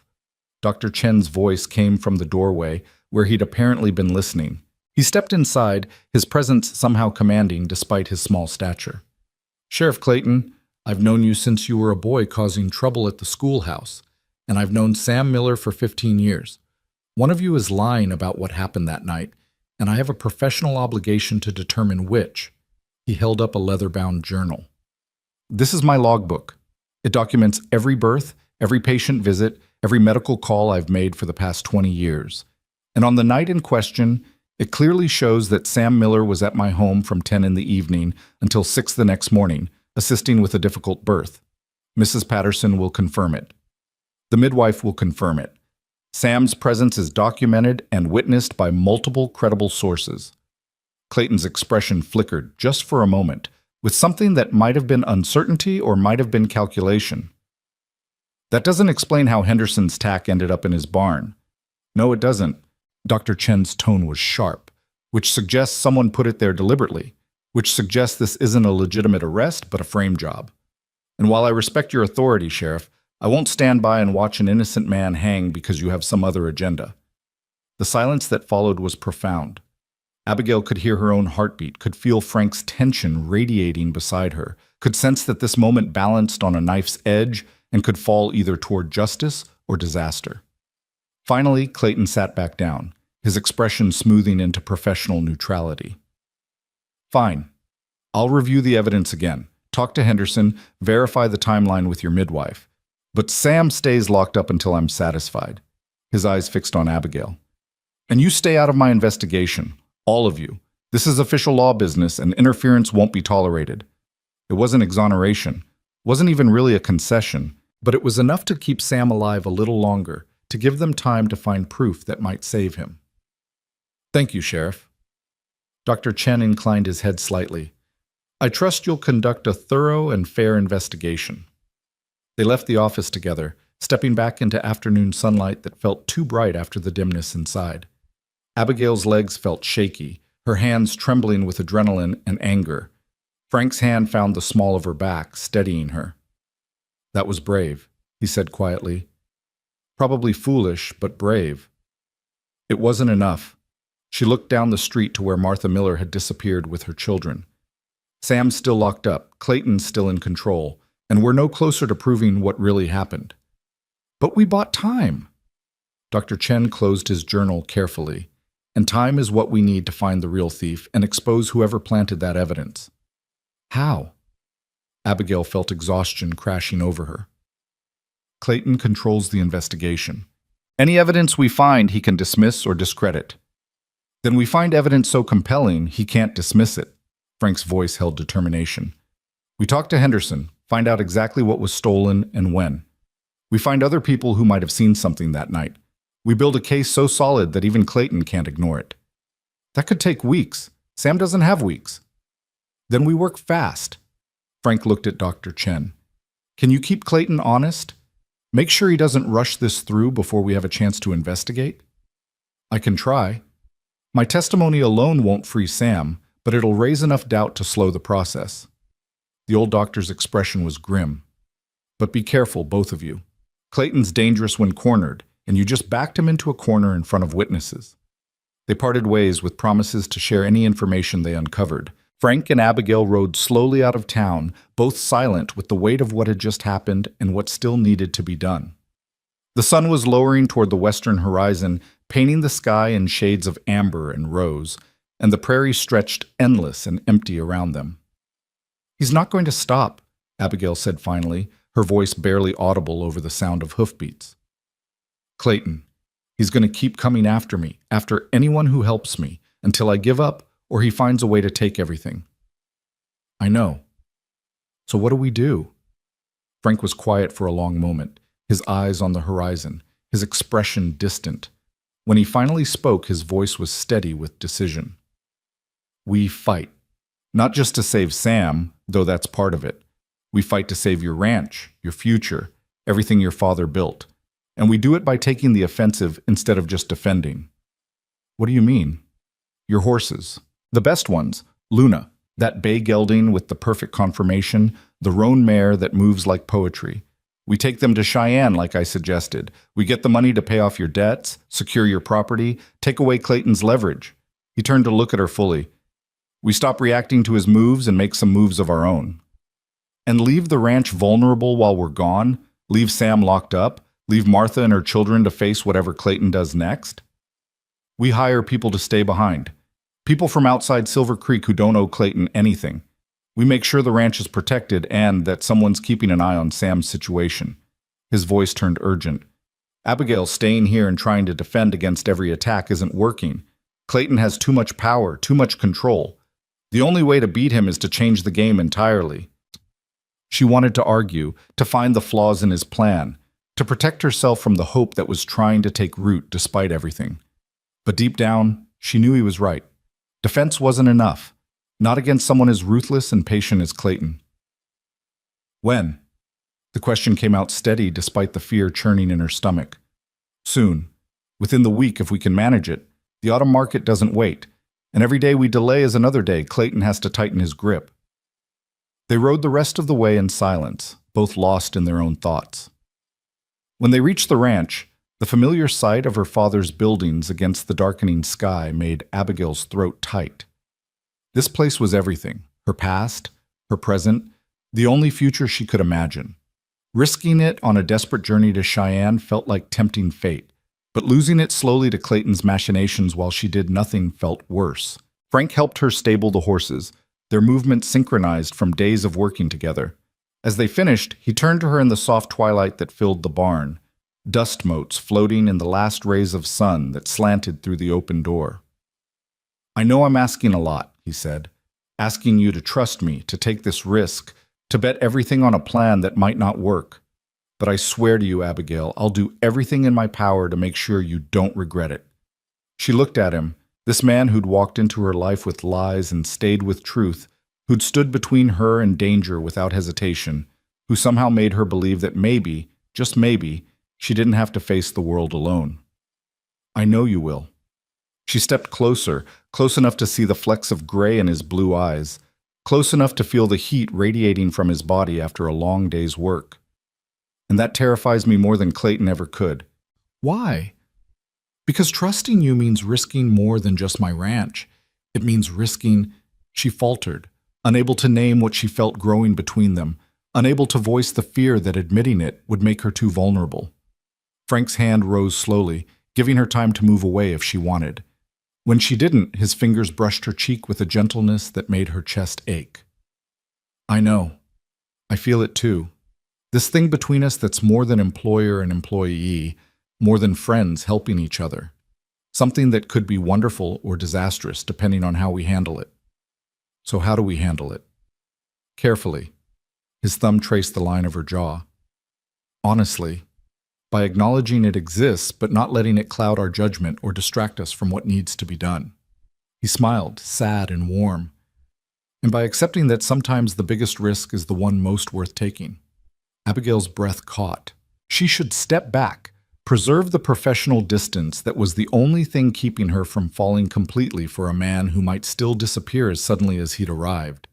Should protect her heart the way she'd learned to protect everything else, by building walls and refusing to need anyone. But standing there in the golden twilight with Frank's hand warm against her face and his eyes holding promises she wanted desperately to believe, she found she couldn't make herself step away. Instead, she leaned forward and kissed him.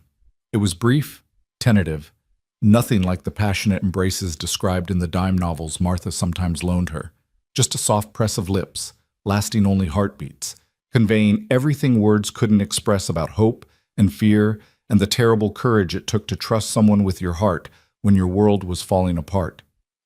When she pulled back, Frank's expression held wonder and something deeper that made her stomach flutter. Abigail, don't. She pressed her fingers to his lips, forestalling whatever he might say. Don't make promises. Don't say things we can't take back. Just stay. Help me save this place. And when it's over, when we know if we've won or lost, then we'll figure out what this is between us. He caught her hand, pressed a kiss to her palm that felt like a vow. When we've won. Not if. When. That night, long after Frank had ridden back to town and the ranch was dark and silent, Abigail stood at her bedroom window looking out at the moonlit prairie. Tomorrow they'd begin planning the journey to Cheyenne. They'd hire the hands they needed, select the horses they'd take, map the route that might save or ruin everything. They'd do all the practical, necessary things that survival demanded.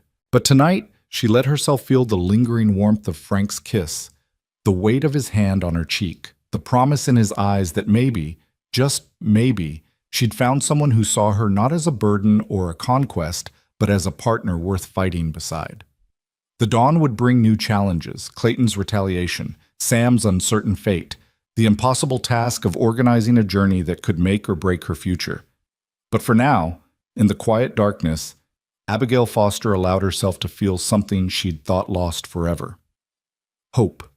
Real, genuine, terrifying hope. And somewhere in the night, she suspected Frank Walker was feeling exactly the same thing. The preparations for Cheyenne consumed the next 3 days in a blur of activity that left little time for doubt or second-guessing. Frank proved his worth tenfold, riding out to neighboring counties to hire hands willing to stay behind and protect the ranch while they were gone. He returned with 2 men, brothers named Jack and Peter Cordell, who'd worked cattle drives across 3 territories and had reputations solid enough that even their references spoke of them with respect. They were weathered men in their 40s, quiet and competent, and they asked no questions about why a woman would leave her property in the hands of strangers to chase premium prices in Cheyenne. "We've worked for worse causes," Jack said simply when Abigail expressed her gratitude. "And Frank vouches for you. That's enough." They also brought news that made Abigail's blood run cold. Sam Miller's trial had been scheduled for 2 weeks hence, barely enough time for due process, let alone a proper investigation. Clayton was pushing hard, clearly intent on making his example before anyone could build a strong enough defense. Dr. Chen had filed formal protests, had even traveled to the territorial capital to speak with the circuit judge. But bureaucracy moved slow, and Clayton's influence ran deep. "We need to move faster," Frank said on the third evening as they finalized their plans. They sat at Abigail's kitchen table, maps spread between them, Luna and 3 other horses selected for the journey. "If we leave at first light tomorrow, we can make Cheyenne in under 3 weeks if we push hard. Sell the horses, get back before Sam's trial, use the money to secure your ranch and hire the best lawyer available." That's asking a lot of the horses. Abigail traced the route with her finger, calculating distances and water sources. "And of us?" "I know. But we're out of time for careful plans." Frank's expression was grim. "Clayton's moving fast because he knows we're onto him. If we don't act now, we'll lose Sam, and he'll use that momentum to come after you next." Abigail knew he was right, but fear still clawed at her throat. "What if we fail? What if the horses don't bring enough money, or we can't make it back in time, or then we fail fighting instead of fail waiting?" Frank reached across the table, his hand closing over hers. "But we're not going to fail, Abigail. I won't let that happen." His certainty should have seemed like empty bravado. Instead, it felt like bedrock, solid, dependable, something she could build on. She squeezed his hand once, drawing strength from his touch, then pulled away before the warmth of his skin against hers could make her forget all the practical concerns demanding attention. "All right, dawn tomorrow. We take Luna, the bay gelding, the roan mare, and that young stallion my father bought the year before he died. 4 horses, 3 riders counting young Danny Warren, who Frank says can handle the remuda. Danny was 16, the son of a rancher 2 counties over, and by all accounts a responsible young man who knew his way around horses and wouldn't ask questions about the urgency of their journey. He'd arrived before dawn with his own mount and provisions enough for the trail. They spent the rest of the evening checking tack, organizing supplies, doing all the mundane tasks that expeditions required. The Cordell brothers would move into the small bunkhouse behind the barn, would maintain the property and keep watch for any trouble Clayton might send their way. Dr. Chen had promised to send word if Sam's situation changed, using his son Tommy as a courier since the boy was quick and trustworthy. Everything was arranged, everything was ready. And yet Abigail couldn't shake the feeling that they were missing something, that some crucial detail had slipped past their attention and would come back to haunt them when they could least afford it. She was crossing from the barn to the house near midnight, Frank having finally ridden back to town to collect his own gear, when she smelled it. Smoke. Faint but distinct, carried on the night breeze from somewhere north of the house. Her heart stopped, then kicked into overdrive as she ran toward the smell, praying she was wrong, praying it was just a neighbor burning brush or a campfire or anything except what her gut told her it was. The north pasture was on fire. Not one fire.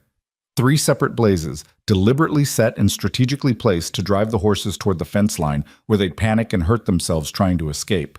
In the moonlight, she could see flames licking at the dry grass, spreading fast with the wind, and hear the terrified screaming of horses who smelled smoke and knew instinctively that fire meant death.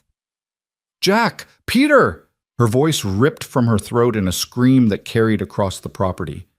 "Fire! North pasture!" She was already running, not toward safety, but toward danger, toward the horses that represented everything she had left. Behind her, she heard the bunkhouse door slam open, heard the brothers shouting to each other as they mobilized. But there was no time to wait, no time to organize. Every second counted. The pasture gate was closed, but not locked. She'd been meaning to fix the latch for weeks and never found time. Now that negligence might save her horses' lives. She threw it open and plunged into the smoke-filled darkness, her eyes streaming, her lungs burning, her entire focus narrowed to finding her animals before the fire did. Luna was closest, rearing and screaming her terror, her eyes rolling white in the firelight.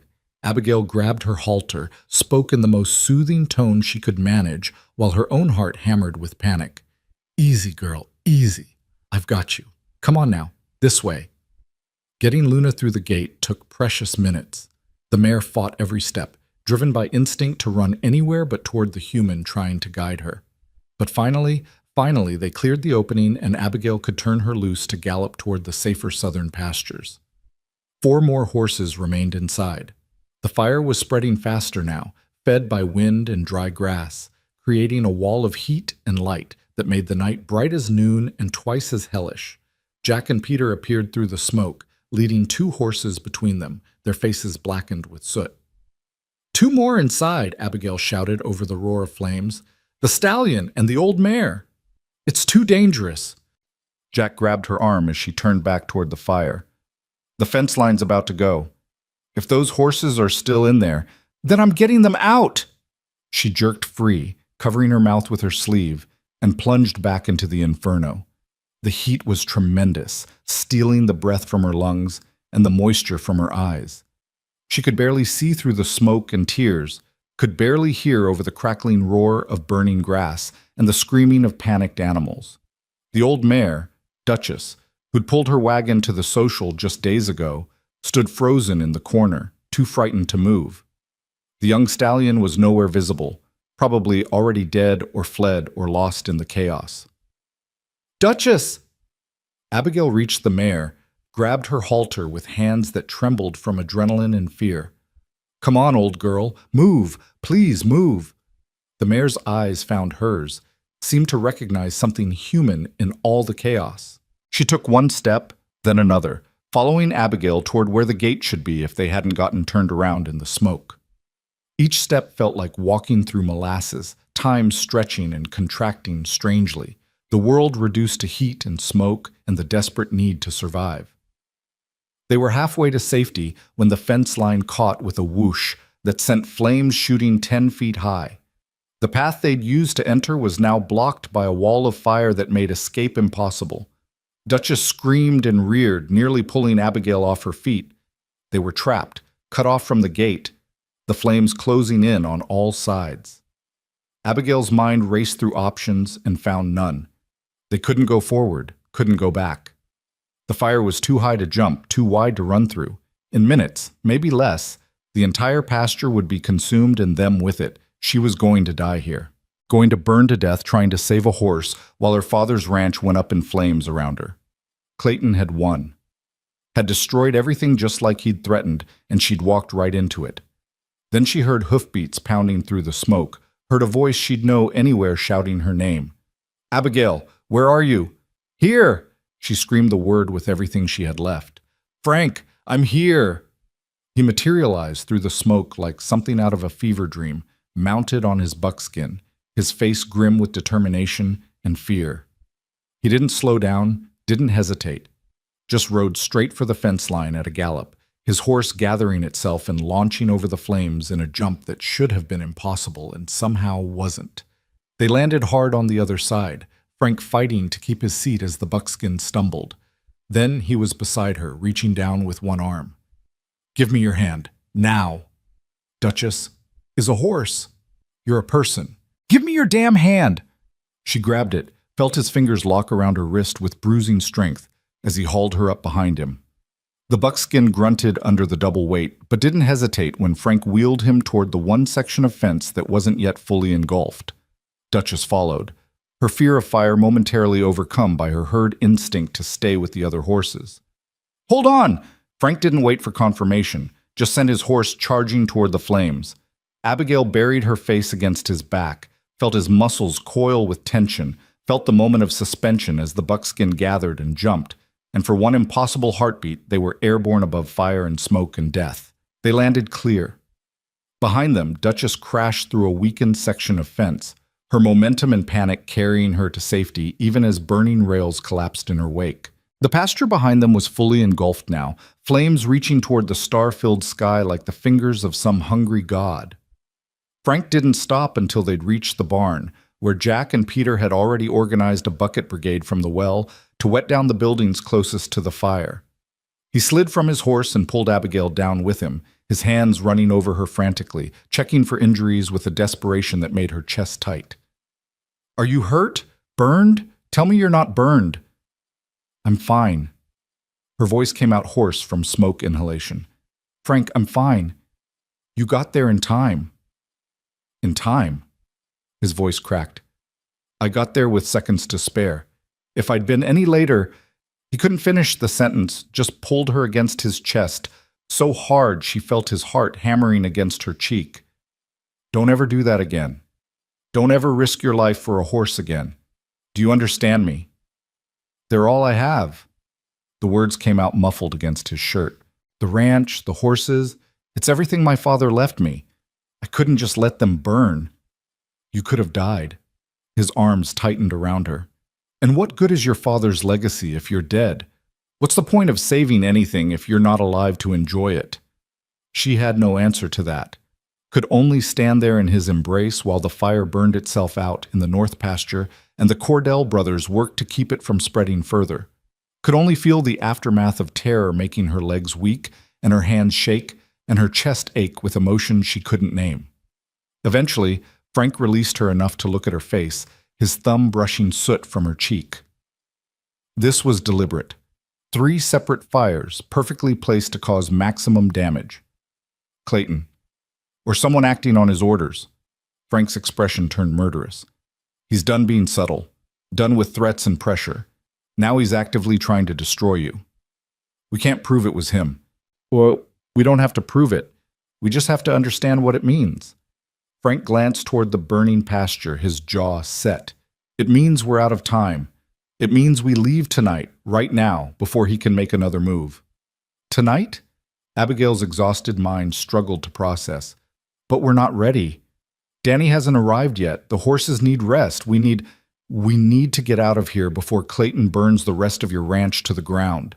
Frank's voice was hard with conviction. He set those fires to destroy your stock, your livelihood, your hope. He failed tonight because we were lucky and fast and willing to risk everything to save what matters. But he'll try again, Abigail, and next time we might not be so lucky. Jack approached, his face streaked with soot and sweat. Fires contained. Pasture's a loss, but the buildings are safe. We got lucky with the wind direction.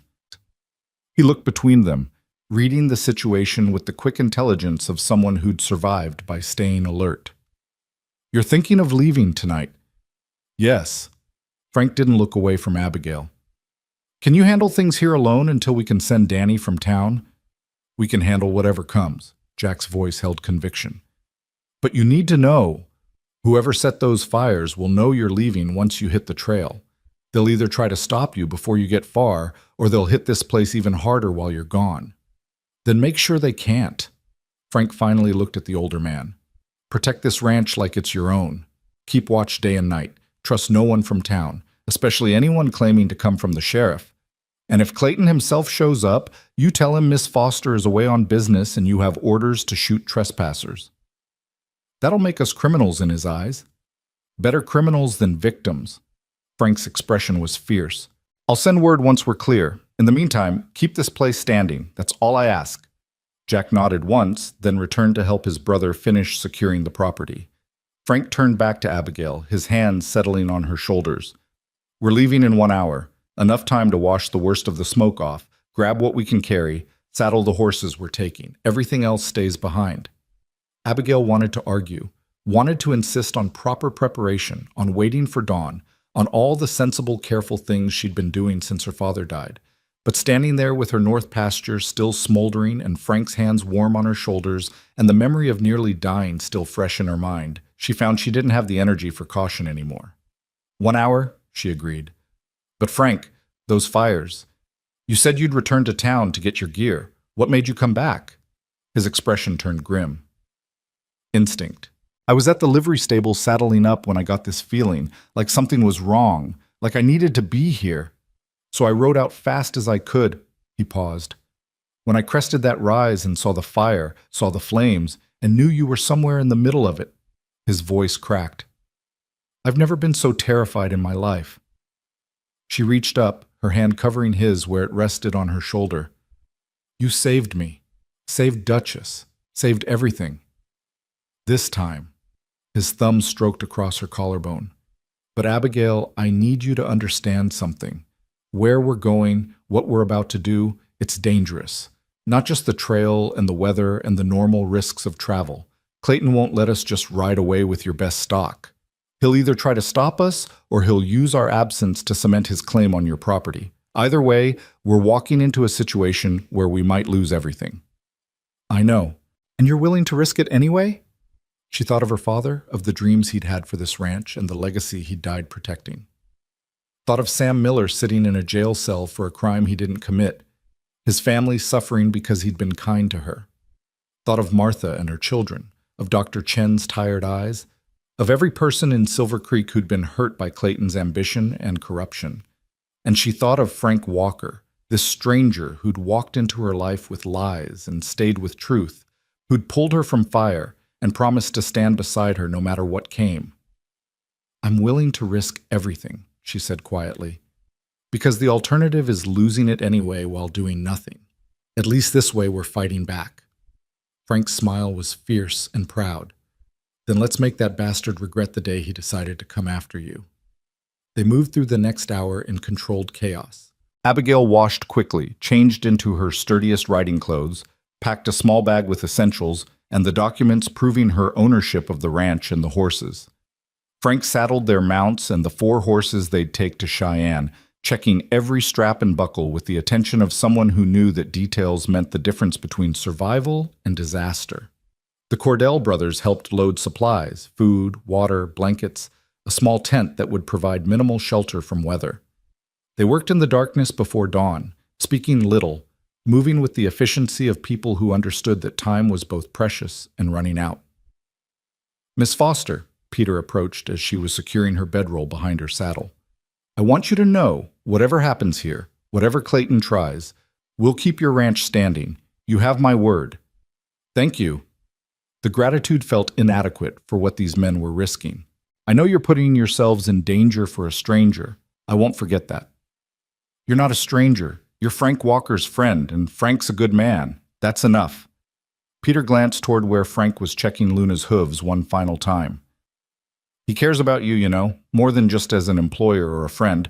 I've known him 3 years, worked beside him on 2 separate drives. Never seen him look at anyone the way he looks at you."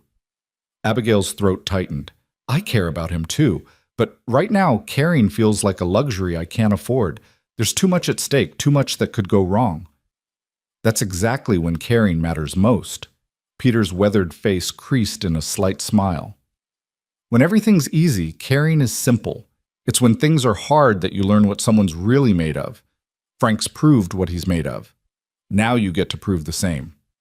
Before she could respond, Frank called out that they were ready. Abigail swung into her saddle, feeling the familiar comfort of leather and the solid presence of Duchess beneath her. Around her, the ranch stood dark and quiet, buildings silhouetted against the pre-dawn sky. Everything her father had built and everything she'd fought to keep. She might never see it again, might lose it all while chasing a desperate hope across 3 weeks of hard trail. But she'd lose it standing still anyway, so at least this way she'd go down fighting. "Ready?" Frank brought his buckskin alongside Duchess, his expression serious in the faint light. "As I'll ever be." "Then let's ride." They set out as the first hint of dawn touched the eastern horizon, 4 horses on lead ropes trailing behind them, the Cordell brothers watching from the yard until darkness swallowed the sight of them. The trail to Cheyenne stretched ahead, 3 weeks of unknown territory and certain hardship, with everything Abigail owned and everyone she cared about hanging in the balance. The first 2 days passed in a blur of constant movement. They rode hard, pushing the horses as much as they dared, covering ground that would normally take 3 days in just 2. Frank set a brutal pace, clearly determined to put as much distance between them and Silver Creek as possible before Clayton realized they were gone and potentially tried to stop them. They spoke little during the daylight hours, saving their breath and energy for the work of travel. But at night, when they'd made camp and the horses were tended and they sat by a small fire beneath a sky full of stars, the walls between them began to crumble. "Tell me what happened 3 years ago." Abigail's voice broke the comfortable silence on their 3rd night out. "You mentioned watching a man die because you didn't step in. What happened?" Frank was quiet for so long she thought he wouldn't answer. Then he said, "His name was David Martinez. He worked for the same ranch I did, outside of Abilene. Quiet man, kept to himself, did his job, and did it well." He stared into the fire, seeing something other than flames. "The ranch owner's son, kid named Marcus, had a mean streak. Liked to push people around, especially the Mexican hands who couldn't complain without risking their jobs. David pushed back one day when Marcus got too rough with one of the younger workers. And Marcus didn't like that. Marcus got his friends, all ranch owners' sons, all convinced they were above consequences. They waited until David was alone in town, then beat him bloody in an alley behind the saloon." Frank's hands clenched. "I was there. Saw it start, saw David go down. And I stood there telling myself it wasn't my fight, that getting involved would just get me fired or worse. You were scared. I was a coward. The words came out harsh, self-condemning. David died 2 days later from internal bleeding. The local sheriff, who was Marcus's uncle, ruled it an accident. Said David had been drunk and fell. Everyone knew the truth, but no one said anything because the ranch owner had too much power and crossing him meant losing your livelihood. Abigail reached across the space between them, her hand finding his. You were young and alone and facing people with all the power. That's not cowardice. That's survival. It felt like cowardice. Still feels like it. He turned his hand over, lacing his fingers through hers. I left that ranch the next day. Started moving, never staying anywhere long enough to form attachments, never letting myself care enough about anything to risk facing that choice again. He met her eyes across the firelight. Until I walked into that social and saw Clayton putting his hands on you, and suddenly I had to choose, walk past like I did with David, or step in and damn the consequences. I'm glad you chose to step in. So am I. His thumb stroked across her knuckles. Because knowing you, fighting beside you, having something worth protecting again, it's given me back something I thought I'd lost that night in Abilene. Purpose. Direction. A reason to stop running. The fire crackled between them, sending sparks spiraling up toward the infinite stars. Somewhere in the distance a coyote howled, and the horses shifted restlessly in their picket, but Abigail barely noticed any of it, too focused on the man across from her and the vulnerability in his eyes. What happens after? She asked quietly. After we sell the horses and return home and hopefully save everything we're trying to save. What happens to us? What do you want to happen? The question hung in the air between them, heavy with possibility and risk. Abigail thought about the kiss they'd shared in the barn, about the way her heart jumped every time she saw him riding up to the ranch, about the comfort of working beside someone who understood without needing explanations. I want you to stay, she said, the words coming out barely above a whisper, not just as a hired hand or a temporary solution. I want you to stay because you want to, because this place feels like home, because, she faltered, afraid to voice the rest. Because of us. Frank finished the sentence for her. Because what's growing between us is worth nurturing, worth seeing where it leads. Yes. The admission felt like stepping off a cliff, terrifying and liberating at once. But I'm also scared. Scared of trusting someone this much. Scared of losing you the way I've lost everyone else. Scared that I'm reading this all wrong and you're just being kind. Frank released her hand, but only long enough to move around the fire and settle beside her, his arm wrapping around her shoulders and pulling her against his side. You're not reading it wrong, and I'm not just being kind. His voice was low, rough with emotion. Abigail Foster, I fell for you the moment I saw you standing in that corner with your blank dance card and your proud spine and your refusal to let Clayton win. Every day since then, I've fallen a little harder, and the thought of leaving you, of going back to that empty life of moving from place to place with nothing to anchor me, it's unbearable. She tilted her head back to look at him, seeing the truth written in his expression. So stay. When this is over, when we've won or lost or found some middle ground, stay with me. Help me rebuild. Be my partner in more than just saving the ranch. Is that a proposal, Miss Foster? His tone held gentle teasing, but his eyes were serious. It's an invitation. To see where this leads. To take the risk of caring even when the world's falling apart around us. She reached up, her fingers tracing the line of his jaw. To choose hope over fear. Frank's response was to kiss her, and this time there was nothing tentative about it. His lips claimed hers with a fierce tenderness that spoke of all the loneliness they'd both endured and all the connection they'd found in each other. Abigail melted into him, her hands fisting in his shirt, her heart racing as the kiss deepened and the rest of the world fell away. When they finally broke apart, both breathing hard, Frank rested his forehead against hers. When we get back, he said quietly, when your ranch is secured and Sam is free and Clayton is dealt with, I'm going to court you properly. Take you to socials, bring you flowers, ask your permission for every kiss. I'm going to do this right. You are doing it right. She smiled against his lips. You saved my life, Frank Walker. You stood between me and disaster without knowing me, without expecting anything in return. That's more romantic than 1,000 flowers. Even so, he pulled back slightly, his expression serious. You deserve courtship. Deserve someone who treats you like you're precious, not just convenient. And once this crisis is over, I'm going to show you exactly how precious you are to me. They sat together as the fire burned down to embers, talking quietly about futures that might never come and dreams that felt impossibly distant. Eventually, exhaustion claimed them and they settled into their respective bedrolls, the space between them feeling both too wide and exactly appropriate given the uncertainty of everything ahead. The journey continued. They crossed rivers swollen with spring runoff, traversed high passes where the wind cut like knives and the air was too thin to breathe comfortably, rode through valleys so beautiful they ached and wastelands so desolate they despaired. The horses held up well, their quality evident in their endurance and spirits. Luna in particular proved herself worth every hour Abigail had invested in her training, moving with grace and power that would surely catch a buyer's eye. They were 2 weeks out from Silver Creek when they reached the territory of the real dangers, not weather or terrain, but human predators who saw travelers as opportunities. Frank's vigilance increased, his hand never far from his rifle, his eyes constantly scanning the horizon for threats. On their 15th night, those threats materialized. They'd made camp in a box canyon that offered protection from wind and good grazing for the horses. Abigail was tending the fire while Frank checked the animals one final time before full dark. She heard his sharp whistle, their agreed-upon signal for danger, and looked up to see 3 riders silhouetted against the dying light at the canyon's entrance. Her blood turned to ice.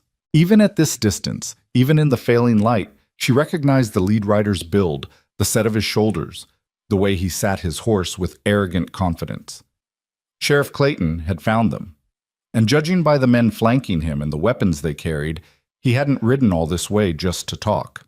Frank appeared at Abigail's side so quickly she barely saw him move, his rifle already in his hands, his body positioned between her and the 3 riders. "Stay behind me," he said quietly, his voice carrying the kind of deadly calm that spoke of a man who'd faced violence before and survived it. "Whatever happens, stay behind me." Clayton urged his horse forward into the canyon.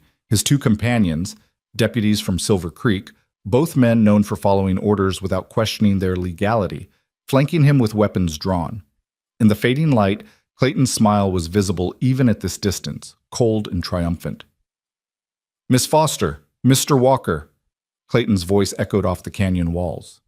"You've led us on quite a chase, 2 weeks tracking you across some of the most unforgiving country in the territory. I hope whatever you're running toward is worth it." "We're not running." Abigail stepped out from behind Frank despite his warning, her spine straight, her voice steady even as her heart hammered against her ribs. "We're conducting legitimate business, taking horses to market in Cheyenne." "Is that what you call it?" Clayton dismounted, his movements deliberate, theatrical. "Because from where I stand it looks like fleeing, abandoning your property, leaving in the middle of the night after setting fires to cover your escape, taking valuable livestock that might be needed as collateral for your outstanding debts. The only person who set those fires was you." Frank's rifle remained level, pointed directly at Clayton's chest. "We have witnesses who will testify to that." "Witnesses?" Clayton's laugh was genuine, amused. "You mean the Cordell brothers? 2 drifters with questionable pasts who'd say anything for the right price. Or perhaps Dr. Chen, whose testimony about Sam Miller's whereabouts is looking increasingly unreliable, given new evidence that surfaced." Abigail's stomach dropped. "What new evidence?" "Seems the good doctor's logbook has some interesting discrepancies, pages that might have been altered, dates that don't quite match other records." Clayton's smile widened. "Makes a man wonder what else he might be lying about to protect his friends." "You fabricated evidence against Dr. Chen." The realization came out flat, certain. "Just like you fabricated evidence against Sam. Just like you're fabricating reasons to be here now." "I'm here on official business." Clayton's hand moved to rest on his gun belt. "Pursuing a suspect who fled jurisdiction while under investigation for arson and theft. That's well within my authority as a law enforcement officer." "Your authority ends at the county line." Frank's voice was hard as granite. "Which we crossed 10 days ago. You have no jurisdiction here, Clayton. No legal right to detain us or seize our property. Then I'll just have to convince you to return voluntarily. Clayton's expression shifted, became something uglier. Or I could simply report to the territorial marshal that I encountered two fugitives who resisted arrest and were unfortunately killed in the resulting altercation. That's what happens to people who point rifles at duly appointed sheriffs. The threat hung in the air like smoke. Abigail felt fear turn her blood to ice, but she forced herself to think, to find the angle that might save them. Clayton had ridden for 2 weeks to find them, which meant he was desperate. Desperate men made mistakes, and desperate men could sometimes be reasoned with if you understood what they really wanted. "You didn't come all this way just to arrest us," she said, her mind working rapidly. "You came because you need to stop us from reaching Cheyenne. Need to prevent us from selling these horses and getting the money that would clear my debts and remove your leverage over my property." Clayton's expression flickered, just for a moment, with something that might have been grudging respect. "Always were a clever girl, Abigail. Your father's daughter through and through, too smart for your own good. Smart enough to know that killing us would create problems even you couldn't smooth over. Frank's friends know where we are. The Cordells would testify about the fires, about your harassment. Dr. Chen would add his voice. And territorial marshals don't look kindly on sheriffs who execute people outside their jurisdiction. Accidents happen on the trail." Clayton shrugged, but his eyes remained calculating. Falls, animal attacks, tragic misunderstandings. The wilderness has a way of making problems disappear. So does the truth. Frank's rifle never wavered. And the truth is, you want Abigail's ranch so badly, you're willing to commit murder to get it. Question is why? What makes that particular piece of land worth all this effort? For the first time, uncertainty crossed Clayton's face. His jaw worked like he was chewing through options, weighing what to reveal against what to hide. Finally, he said, "That land sits on top of one of the richest water sources in 3 counties. Underground river that could irrigate thousands of acres, support a town 3 times Silver Creek's size. The railroad's coming through in 2 years, and whoever controls that water will control the entire region's development." The pieces clicked into place with sickening clarity. Abigail's father had always said their water rights were valuable, but she'd never understood just how valuable. "You've been planning this for years, waiting for my father to die, positioning yourself to seize the property the moment I became vulnerable. Your father was stubborn, refused every offer, every reasonable proposal. But you," Clayton's smile returned, cold and possessive, "you're young, alone, drowning in debt. Should have been easy to convince you to sell or to simply foreclose when you couldn't pay, but then Walker showed up and complicated everything. So you arrested Sam to make an example, set fires to destroy my stock, followed us all the way out here to make sure we couldn't raise the money to save the ranch." Abigail's voice shook with fury.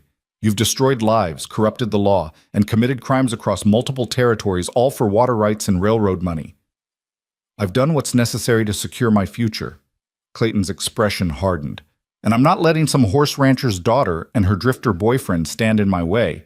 So here's what's going to happen. You're going to sign over your property to me, right now, willingly and legally.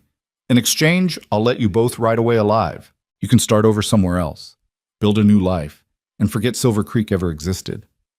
"And if we refuse?" Frank's question was quiet, dangerous. "Then I'll kill him first while you watch." Clayton's gun was suddenly in his hand, pointed at Frank. "Make it slow enough that you'll do anything to make it stop, including signing whatever I put in front of you.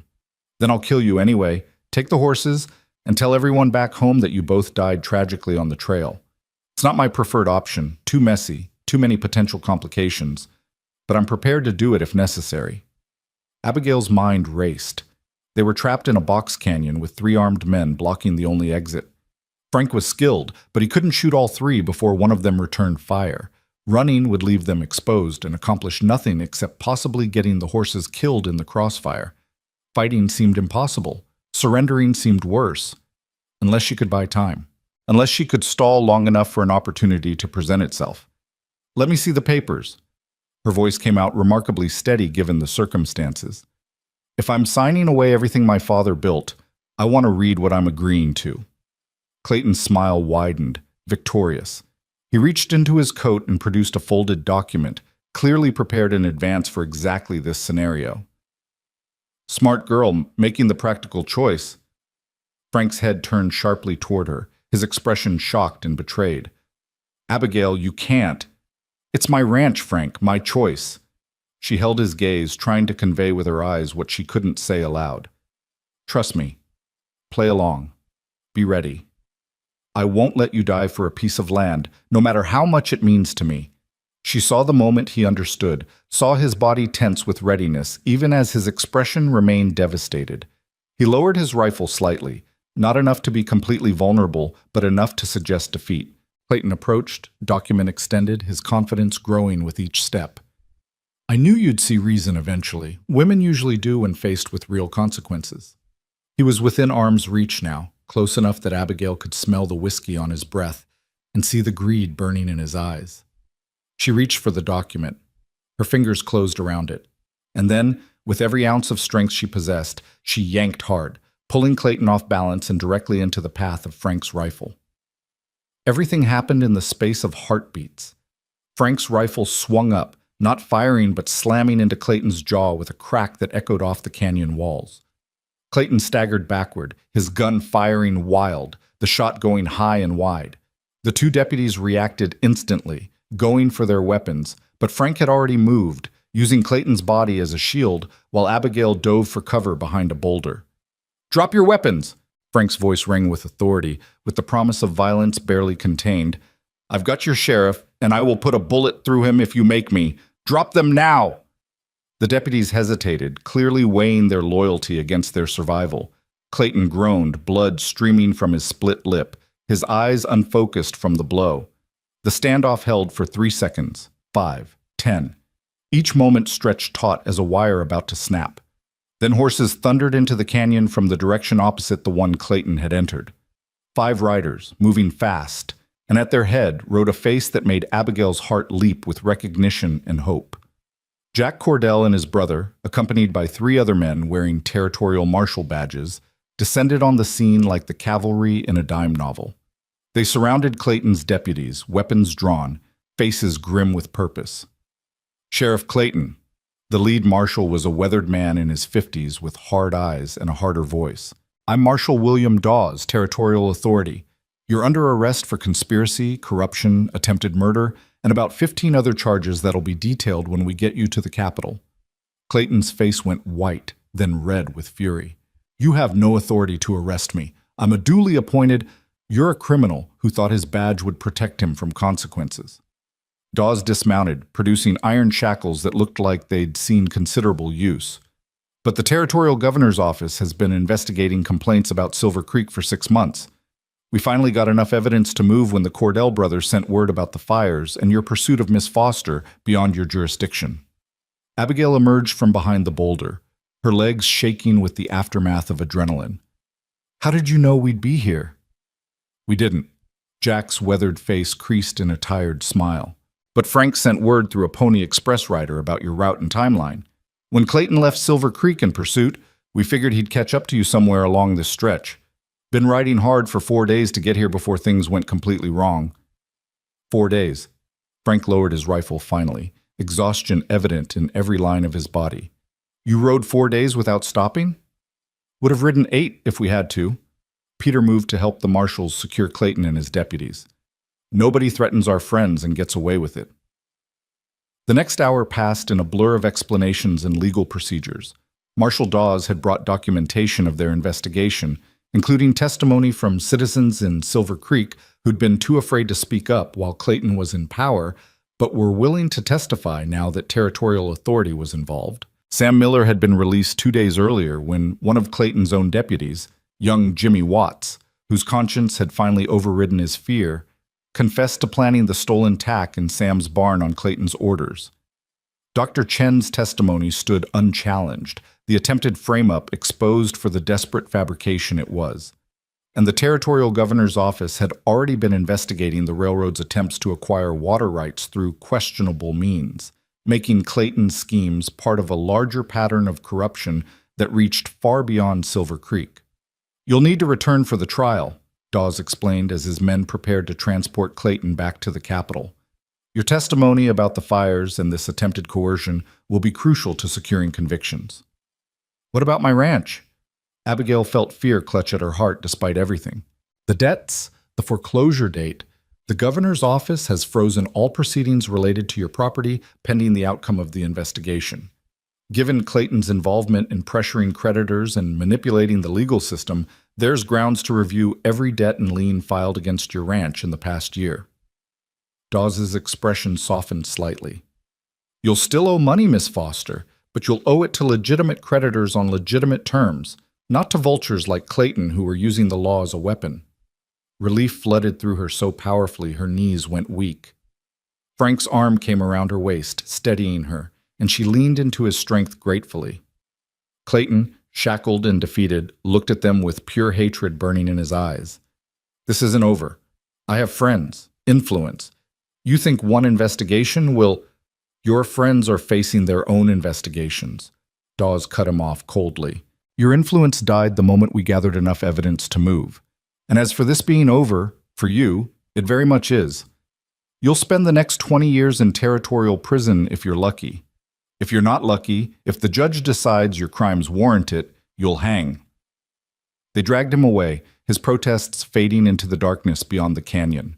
The deputies went quietly, both clearly relieved that they'd been caught before doing something they couldn't take back. Within minutes, the canyon was peaceful again, just Abigail and Frank and the Cordell brothers and the infinite stars overhead. Thank you. Abigail looked at Jack and Peter, her voice thick with emotion. For riding day and night to save us, for protecting the ranch, for being the kind of men who keep their word even when it's dangerous. Like I said before, you're Frank's friend. That makes you our friend. Jack tipped his hat. Besides, taking down corrupt lawmen is satisfying work. We might make it a habit. They stayed another hour, sharing what little food remained and catching each other up on everything that had happened in Silver Creek during Abigail's absence. Sam Miller was back with his family, his reputation not only restored, but enhanced by the revelation of Clayton's corruption. Martha and her children were safe and grateful. Dr. Chen had been instrumental in organizing testimony against Clayton, rallying the town's decent citizens to finally stand up against the tyranny they'd endured for years. And the Foster Ranch stood exactly as Abigail had left it, protected by the Cordells and waiting for her return. What about Cheyenne? Frank asked as the Cordells prepared to ride back with the marshals. We're still a week out. The horses still need to be sold. The autumn market doesn't close for another 3 weeks. Jack glanced at the 4 horses picketed nearby, their quality evident even in moonlight. You've got time to make the sale and get back before anyone misses you. And I'd wager those animals will fetch even better prices now that your ranch's reputation isn't tied to false debt and corruption charges. So they rode on to Cheyenne, just the 2 of them now, the urgency replaced by something closer to anticipation. The remaining week passed in easy companionship, conversations flowing freely without the weight of fear hanging over every word. They talked about everything and nothing, childhoods and dreams, losses and hopes, the small details that built understanding between 2 people learning to trust each other completely. Cheyenne rose from the plains like a promise kept, its buildings sprawling along the rail line, its auction yards filled with buyers from across the west. Frank had been right about the prices. Luna alone brought in enough money to clear half of Abigail's legitimate debts, and the other 3 horses together covered the rest with substantial surplus remaining for improvements and security. The buyers were impressed by the quality of her stock, several expressing interest in future purchases.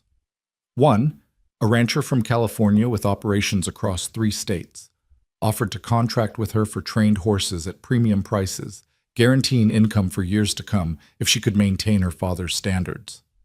Standing in that auction yard with money in her hands and a future suddenly stretching open before her, Abigail felt tears streak down her face. Frank pulled her into his arms, letting her cry out all the fear and stress and desperate hope of the past months, his embrace solid and safe and exactly where she needed to be. He'd be proud of you, Frank murmured into her hair. Your father. He'd be so damn proud of how you fought to save his legacy. I couldn't have done it without you. She pulled back to look at his face, this man who'd walked into her life with lies and stayed with truth, who'd saved her in every way a person could be saved. Frank Walker, you gave me back my life. How do I ever repay that? You don't repay it. His thumbs brushed tears from her cheeks. You live it. You rebuild your ranch, train your horses, prove that good people can win against corruption and greed. And if you're willing, he paused, his expression turning vulnerable in a way she'd never seen. If you're willing, you let me be part of that life. Not as a hired hand or a temporary solution, but as a partner. As someone who wants to stand beside you for whatever comes next. Is this that proper courtship you promised? Her smile felt shaky but real. Because if so, you're doing it backwards. Usually the courtship comes before the declarations of partnership. Usually the courtship doesn't involve fires and gunfights and cross-territory chases. Frank's smile matched hers, warm and genuine. We've done everything backwards, Abigail.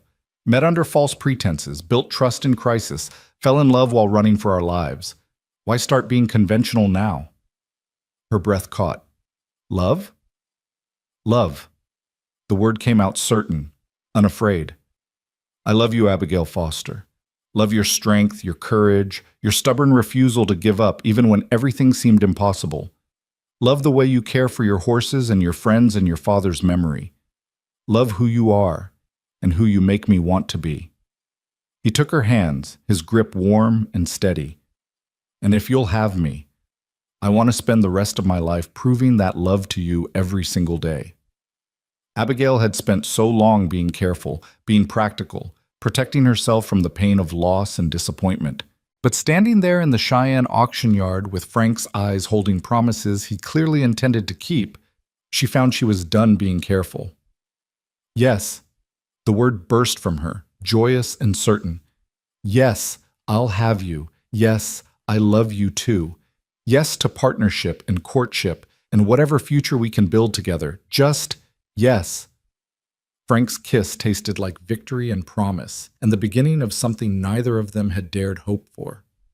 Around them, the auction yard continued its business, buyers and sellers negotiating futures, but Abigail barely noticed.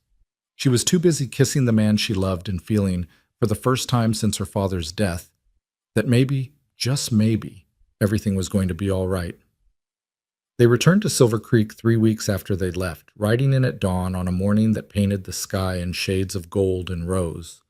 The town was already awake and buzzing with news of Clayton's arrest and the territorial investigation.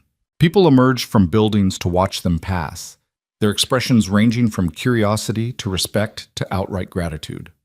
Sam Miller stood outside the general store with his wife and children, his face breaking into a wide smile when he saw them. "Miss Foster! Mr. Walker, welcome home." The words hit Abigail with unexpected force. Home. Silver Creek was home again, not a place of threats and fear, but a community that had finally found the courage to stand against corruption. She reined in Duchess, returning Sam's smile with genuine warmth. "How are you, Sam? Your family?" "We're good. Real good, thanks to you." Martha stepped forward, her children clinging shyly to her skirts. "Dr. Chen told us how you stood up to Clayton, how you helped expose his crimes. We won't forget that, Miss Foster. None of us will." More people emerged. The Calloway sisters, old Mrs. Patterson, Tommy Chen on his way to the doctor's office. They called out greetings, congratulations, thanks for helping break Clayton's hold on their town. And Abigail realized that somewhere in the chaos of the past weeks, she'd stopped being the lonely rancher's daughter with the blank dance card and become someone these people respected, someone they'd stand with when it mattered. The Foster Ranch appeared on the horizon like a benediction, its buildings solid against the morning sky, smoke rising from the bunkhouse where the Cordells were clearly already awake and working. As Abigail and Frank rode into the yard, both brothers emerged with smiles that spoke of a job well done and relief at seeing them safely returned. "Everything's just as you left it," Jack reported. "No trouble after the marshals took Clayton. Actually, several folks from town came by offering to help with repairs and improvements once word got out about what you'd been fighting against." "The North Pasture?" Abigail almost didn't want to ask, didn't want to see the destruction the fires had caused. Already replanted, community came together, brought seed grass, worked the burned sections until they were ready for new growth. Should be good grazing again by late summer. Peter's weathered face creased in satisfaction. "Turns out, when people aren't terrified of their sheriff, They're pretty eager to help their neighbors. Tears threatened again, but Abigail blinked them back. There would be time for tears later, happy ones, grateful ones, tears of relief that the nightmare was finally over. For now, she had a ranch to reclaim and a future to start building. The Cordell brothers stayed another week, helping Frank and Abigail establish routines and make plans for expansion. With the money from Cheyenne and the prospect of contracted sales to the California rancher, Abigail could afford to hire additional hands, purchase new breeding stock, and invest in the improvements her father had always dreamed of but never had resources to implement. On their last night at the ranch, the brothers joined Abigail and Frank for dinner around the kitchen table that was starting to feel less like a reminder of loss and more like a promise of new traditions being built. "You going to make an honest woman of her?" Jack asked Frank directly, the kind of blunt question that came from men who'd seen enough of life to dispense with subtlety. Frank glanced at Abigail, his expression both amused and serious. "When she'll have me. But I figure she's earned the right to a proper courtship first. Flowers, socials, time to be sure this is what she wants without crisis forcing the decision. This is what I want." Abigail reached across the table, her hand finding Frank's. "Crisis didn't create what we have, it just revealed it faster than might have happened otherwise. And I don't need a long courtship to know you're the best thing that's ever walked into my life." "Even so," Frank laced his fingers through hers, "you deserve to be courted like you're precious. Because you are. To me, to this community, to everyone whose life you've touched by refusing to give up." He lifted her hand to his lips, pressed a kiss to her knuckles. "So I'm going to court you properly, Abigail Foster. I'm going to take you to the next social and dance every dance with you. I'm going to bring you flowers from the prairie and tell you every single day how remarkable you are. And when enough time has passed that you're absolutely certain, I'm going to ask you to marry me in front of the whole town so everyone knows that the woman I love chose me just as surely as I chose her." Peter chuckled. "That's the most words I've ever heard you string together at once, Frank Walker. She must really be something special." "She is." Frank's eyes never left Abigail's face. "She absolutely is." The months that followed were the happiest of Abigail's life. Frank moved into the ranch house, properly, with approval from Dr. Chen serving as unofficial community elder and enough propriety observed to keep the gossips at bay. They worked side by side, rebuilding what Clayton had tried to destroy, training horses that quickly gained a reputation for quality that reached far beyond Silver Creek. True to his word, Frank courted her with a dedication that was both touching and slightly comical. He brought her wildflowers every morning. He accompanied her to socials where they danced until the musicians begged for mercy. He asked permission before every kiss as if she were some delicate thing that might break, despite having seen her ride through fire and face down corrupt lawmen without flinching. And slowly, carefully, they built something neither had expected to find. A partnership based on equality and respect, a love grounded in shared values and tested by fire, a future that stretched ahead bright with possibility. Clayton's trial concluded with convictions on all charges. He was sentenced to 25 years in territorial prison, a punishment severe enough to send a message about corruption, but just short of execution. Several of his co-conspirators received similar sentences. The railroad's attempts to manipulate land acquisitions were thoroughly investigated, resulting in reformed regulations and protections for property owners across the territory. Sam Miller received official exoneration and compensation for his wrongful imprisonment. Dr. Chen was honored by the Territorial Medical Board for his role in exposing corruption. And the Foster Ranch became the premier horse training operation in 3 counties, its reputation for quality and integrity drawing buyers from across the West. 6 months after their return from Cheyenne, on a clear autumn evening when the prairie grass rippled like gold beneath a sky full of stars, Frank Walker took Abigail Foster to the exact spot where he'd first ridden onto her property at dawn all those months ago.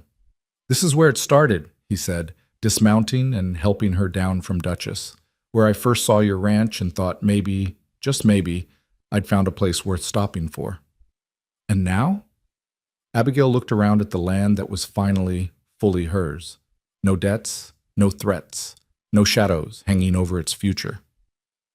"Now I know for certain." Frank took both her hands, his expression serious and tender. "Abigail Foster, You are the bravest, strongest, most remarkable woman I've ever known. You saved your father's legacy, saved your community from corruption, and somehow managed to save a broken cowboy who thought he'd never find home again. He dropped to one knee and Abigail's breath caught in her throat. I love you more than I thought it possible to love anyone. And if you'll have me, I want to spend the rest of my life standing beside you, facing whatever comes, building a future worthy of everything you fought to protect. Will you marry me? The answer came without hesitation, without doubt, without any of the careful protection she'd wrapped around her heart for so long. Yes. Yes, Frank Walker, I'll marry you. Today, tomorrow, whenever you want. Just yes. He stood and swept her into his arms, spinning her around while she laughed with pure joy. When he finally set her down, his kiss was deep and thorough and full of promises about their wedding night that made her blush and laugh simultaneously. Soon, she said when they finally broke apart, both breathing hard. Let's get married soon. I'm tired of propriety and courting and sleeping in separate rooms. I want you as my husband, officially and completely. Next month. Frank's grin was wide and genuine. We'll have the wedding at the church in town, invite everyone, and then spend a week in Cheyenne celebrating. How does that sound? Perfect. She pulled him close again, resting her head against his chest and listening to his heartbeat. It sounds absolutely perfect. They married on a crisp November morning with the entire town of Silver Creek in attendance. Sam Miller gave Abigail away in her father's absence, his eyes bright with tears of gratitude and joy. Martha and the Calloway sisters served as attendants, all of them wearing new dresses and smiles that spoke of genuine happiness. Dr. Chen performed the ceremony with dignity and warmth, speaking about love tested by fire and partnerships built on mutual respect and courage. And when Frank kissed his bride, when Abigail Foster became Abigail Walker in front of everyone who'd watched her fight and struggle and ultimately triumph, the cheering could be heard clear across the prairie. The reception lasted until well past midnight, with dancing and food and toasts that ranged from heartfelt to hilarious. The Cordell brothers had returned for the occasion, bringing with them stories of their own adventures and promises to visit whenever they passed through the territory. Tommy Chen gave a speech about bravery that made everyone cry. Even old Mrs. Patterson danced, her husband swinging her around like they were young again. But eventually, the celebration wound down. Frank and Abigail slipped away to the ranch house that was now officially theirs, not hers alone or his by courtesy, but theirs together. They stood on the porch, looking out at the moonlit prairie, at the horses moving peacefully in the pastures, at the land that had been worth fighting for and the future they'd built together through courage and determination and love. Happy? Frank asked, his arm around her waist, pulling her close against the evening chill. Happier than I ever thought possible.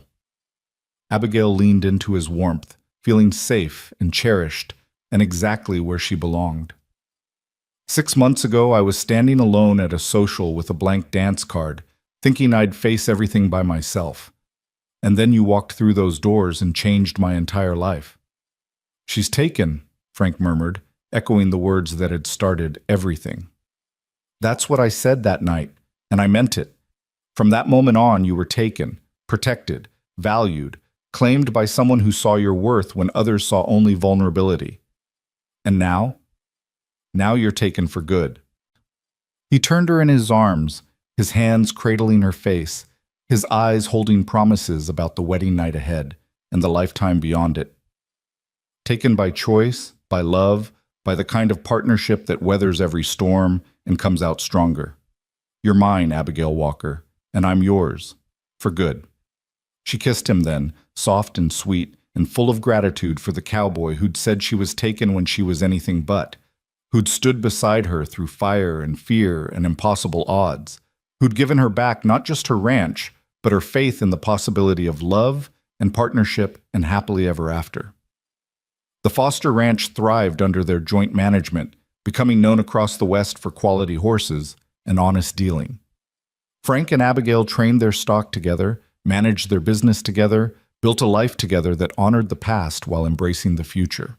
Children came eventually, 3 of them, each raised with the values their parents had fought so hard to preserve: courage, integrity, loyalty, and the unshakable belief that some things were worth fighting for, no matter the cost. And on quiet evenings when the work was done and the children were asleep and the prairie stretched endless beneath the stars, Frank and Abigail would sit on their porch and remember the night everything changed. The night a stranger walked through the doors of a social and claimed a lonely woman with two simple words. The night that fear became hope and solitude became partnership and a blank dance card became the beginning of a love story that would last a lifetime. She was taken. Had been from that first dance, that first kiss, that first moment when Frank Walker's blue eyes met hers and promised protection without demanding surrender. Taken by choice, by love, by the kind of connection that transformed two broken people into something stronger together than either could have been alone. Taken, claimed, cherished, and loved. For good. For always. Forever. And as the stars wheeled overhead and the horses moved peacefully in their pastures and the ranch stood solid against whatever the future might bring, Abigail Walker rested in her husband's arms and knew with absolute certainty that every struggle, every fear, every impossible moment had been worth it for this, for love, for partnership, for the life they'd built together from ashes and hope and the courage to believe in second chances. The cowboy had said she was taken. And in every way that mattered, in every way that would last, she was.